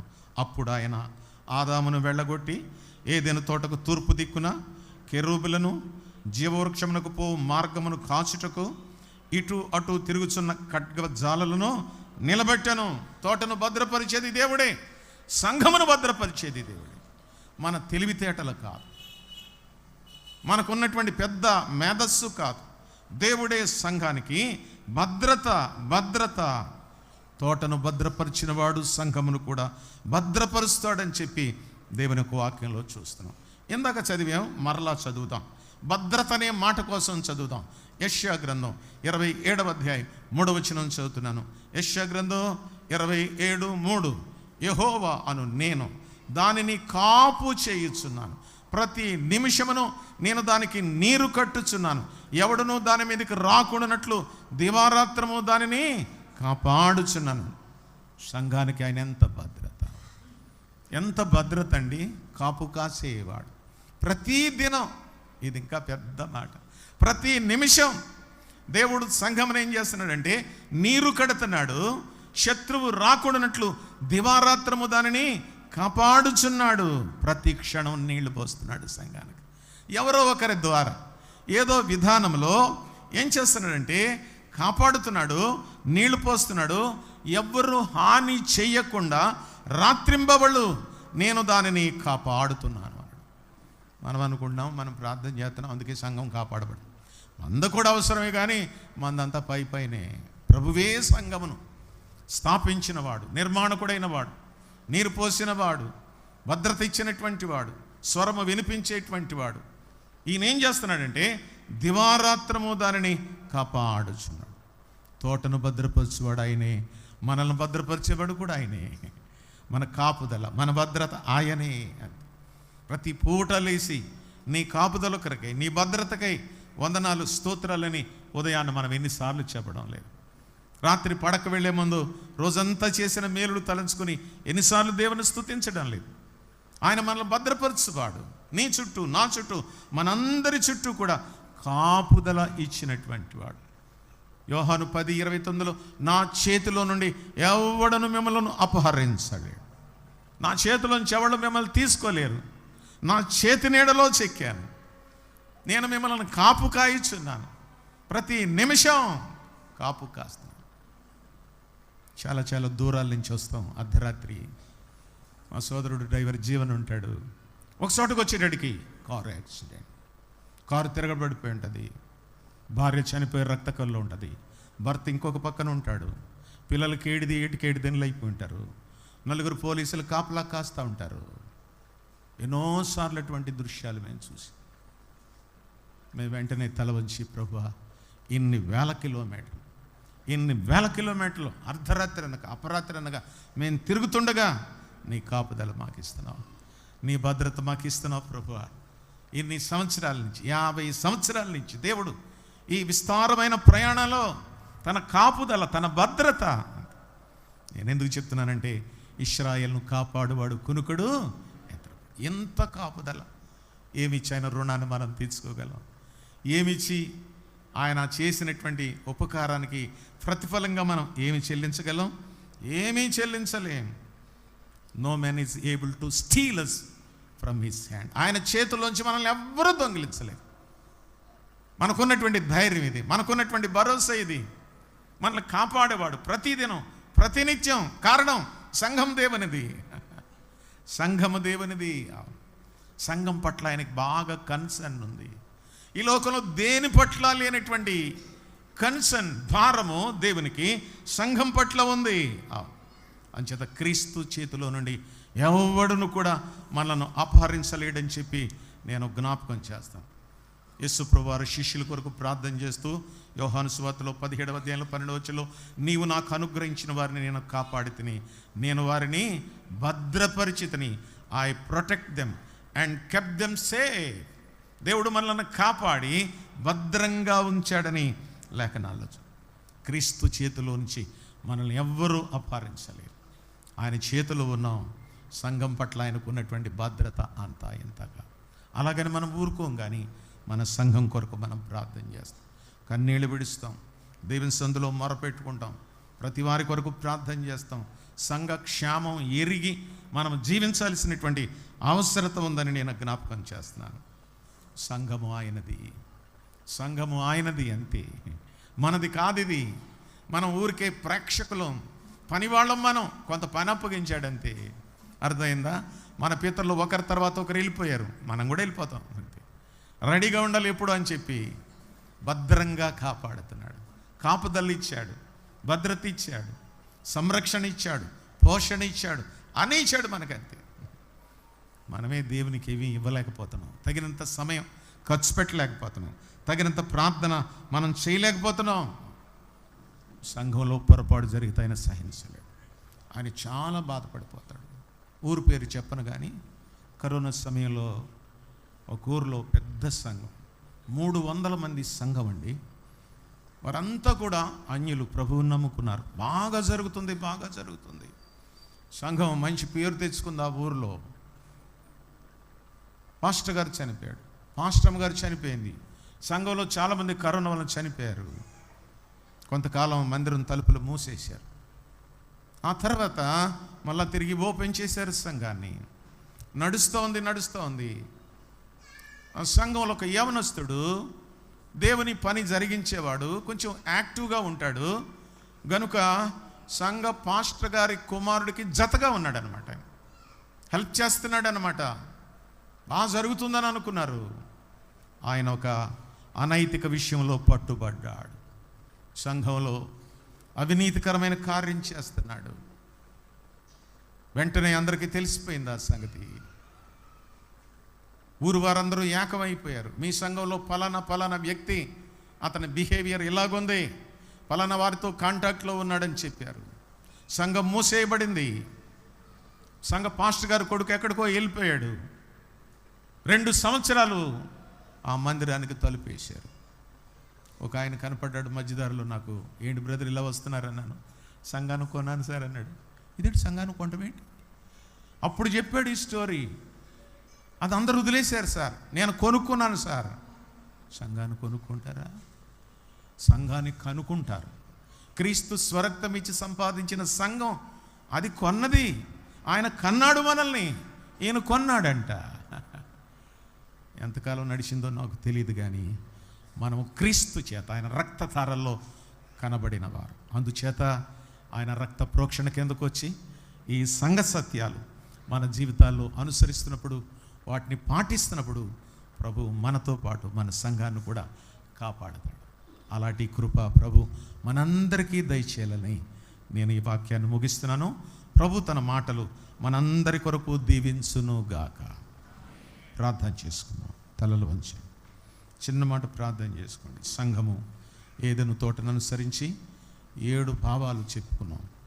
అందుచేత మనం తప్పనిసరిగా వీటిని ఆచరించాలి. ఓకే, ప్రార్థన చేసుకుందాం. ఎవరి మట్టుకు వాళ్ళే ఒక చిన్న మాట ప్రార్థన చేసుకుని, ప్రభువా, ఏదైనా తోటను అనుసరించి 7 సంగతులు మాకు చెప్పావు అని ప్రభువును స్తుతిద్దాం, గణపడదాం. రక్షణ కొరకు ఎవరైనా తీర్మానం చేయదలిచి ఉంటే ఒక చిన్న అవకాశాన్ని మీకు ఇస్తున్నాం. ఈ రాత్రి అయినా యేసు ప్రభువును నమ్ముకోవడానికి ఆలోచన ఉన్నట్లయితే దేవుడు నీతో మాట్లాడు. ఇదే మిక్కిలి అనుకూలమైన సమయం, ఇదే రక్షణ దినం. 2 లేక 3 నిమిషాలు తలలు వంచుదాం, కళ్ళు మూసుకుందాం. చాలాసేపు కూర్చున్నాం, మనం 5 నిమిషాల్లో ఇక్కడి నుంచి వెళ్ళిపోతాం. ఎవరైనా ఈ రాత్రి క్రీస్తును నమ్ముకోవడానికి తీర్మానం చేస్తే మీరు దయచేసి ఆలోచించాలి. ఒక చిన్న సోలో ప్రియ తమ్ముడు సంజయ్ మన మధ్యకు వచ్చాడు. ఆయన ఆలపిస్తుంటుండగా ప్రార్థనలో నిమగ్నమై ఉన్నాం. తలలోంచుకుని ప్రార్థన చేయండి. ప్రార్థన చేసుకోండి. దీవించుమా నీ సంఘమును, దీవెనలొసగే మా దైవమా. దీవించుమా నీ సంఘమును, దీవెనలొసగే మా దైవమా. నడిపించు వాక్య వెలుగులో, పారించు వాక్య పూటేరులు, రగిలించు ఉజ్జీవ జ్వాలలు, పండించు ఆత్మ ఫలమును. దీవించుమా నీ సంగమును, దీవెనలొసగే మా దైవమా. ప్రార్థించు వారిని లేపుము, ప్రకటించు వారిని పురికొల్పుము. పరిశుద్ధతలో పరిపూర్ణులై ప్రేమించుటలో వర్ధిల్లుచు సంగముగా చేయుము. దీవించుమా నీ సంగమును, దీవెనలొసగే మా దైవమా. దీవించుమా నీ సంగమును, దీవెనలొసగే మా దైవమా. సిలువను చూసే కనునిమ్ము, శ్రమలలో ఓర్పును మాకు నేర్పుము. అవమానములు సహించుచు, అపనిందలను భరించుచు, స్థిరమైన సంగముగా చేయుము. దీవించుమా నీ సంగమును, దీవెనలొసగే మా దైవమా. ఆత్మల సంపాదనలో వలయక, ఆసక్తి విషయములు మాద్యులు కాక, ఆత్మయందు తీవ్రత కలిగి ఆత్మీయతలో పెంపారుచు, ఆత్మగల సంగముగా చేయుము. దీవించుమా నీ సంగమును, దీవెనలొసగే మా దైవమా. నడిపించు వాక్య వెలుగులో, పారించు వాక్య పూటేరులు, రగిలించు ఉజ్జీవ జ్వాలలు, పండించు ఆత్మ ఫలమును. దీవించుమా నీ సంఘమును, దీవెనలొసగే మా దైవమా. ప్రార్థన చేసుకున్నారా? ఈ రాత్రి ఎవరైనా యేసుక్రీస్తు ప్రభువారిని మీ రక్షకునిగా స్వీకరించాలని అనుకుంటే నిర్భయంగా, ఎవ్వరికీ భయపడక మీరున్న స్థలంలోనే మీ కుడి చేతిని పైకెత్తి చూపించండి. మీ కొరకు మేము ప్రార్థన చేస్తాం. తప్పు చేయడానికి సిగ్గుపడాలి, పాపం చేయడానికి సిగ్గుపడాలి, యేసు ప్రభుని నమ్ముకోవడానికి సిగ్గుపడాల్సిన అవసరత లేదు. అందరూ కళ్ళు మూసుకుని ఉంటుండగా ఎవరైనా ప్రభుని నూతనంగా మీ హృదయంలో చేర్చుకోవడానికి ఆశ ఉంటే మీ హస్తాన్ని ఎత్తండి, మీ కొరకు ప్రార్థన చేస్తాం. ఎవరు వెనక చూడకూడదు. థ్యాంక్ యూ సిస్టర్, ప్రభు మిమ్మల్ని దీవించుగాక. Thank you brother. వెనకాల లైన్లో ఒకరిద్దరు చేతులు ఎత్తారు, వారిని మేము చూస్తున్నాం. మా కెమెరా వాళ్ళు మిమ్మల్ని షూట్ చేస్తున్నారు. మీరు ప్రభువుని నమ్ముకోవడానికి ఏమాత్రం సిగ్గుపడక్కర్లేదు. మీ హృదయంలోని చేర్చుకోండి. ఇది మీ పుట్టినరోజు అవుతుంది. యేసుక్రీస్తు మీ హృదయంలో నూతనంగా జన్మిస్తున్నటువంటి ఈ రోజు ఇది చాలా శుభ పరిణామం. అందుచేత ప్రభువా నన్ను రక్షించు, నేను పాపినని ప్రార్థన చేసుకో. చాలా సంతోషం. చేతులు ఎత్తిన వారు ఒకవేళ ఎవరైనా ఎత్తకపోతే ఈ కూడుకైన తర్వాత ముందుకు రండి, పెద్దలు మీతో మాట్లాడతారు. ప్రార్థన. దయగల మా తండ్రి, ప్రేమ కలిగిన ప్రభువా, వందనాలు, స్తోత్రాలు. ఉదయం సంఘాన్ని గురించి మీరు మాట్లాడారు, ఈ రాత్రి కూడా మీరు సంఘాన్ని గురించి మాట్లాడారు. మా సంఘాల పట్ల మీకు ఎంత ప్రేమ ఉందో మేము గ్రహించి నిన్ను స్తుతిస్తున్నాం. ఈ రాత్రి 2-3 తమ చేతులు ఎత్తి తీర్మానం చేశారు. ఆ బిడ్డల చేతులు మీరు పట్టుకోండి ప్రభువా. వారు పట్టుకుంటే విడిచిపెడతారు, మీరు పట్టుకుంటే ఎన్నటికీ విడిచిపెట్టరు. ఇంకా నిత్య జీవానికి నిర్ణయించబడిన వారు ఎవరైనా ఉంటే వారితో కూడా మీరు మాట్లాడి సంధించి రక్షణలోనికి నడిపించమని, ఈ సంఘాన్ని ఇంతవరకు దీవించినందుకు నీకు స్తుతులు చెల్లిస్తూ రేపటి కొరకు మమ్మల్ని సిద్ధపరచమని, మహిమ ఘనత ప్రభావాలు మీకే ఆరోపించుకుంటూ చేతులెత్తిన వారిని మీ కృపాస్థలకు అప్పగించుకుంటూ యేసుక్రీస్తు వారి శ్రేష్టమైన నామములో స్తుతించి ప్రార్థించి వేడుకొనుచున్నాము తండ్రి. ఆమేన్.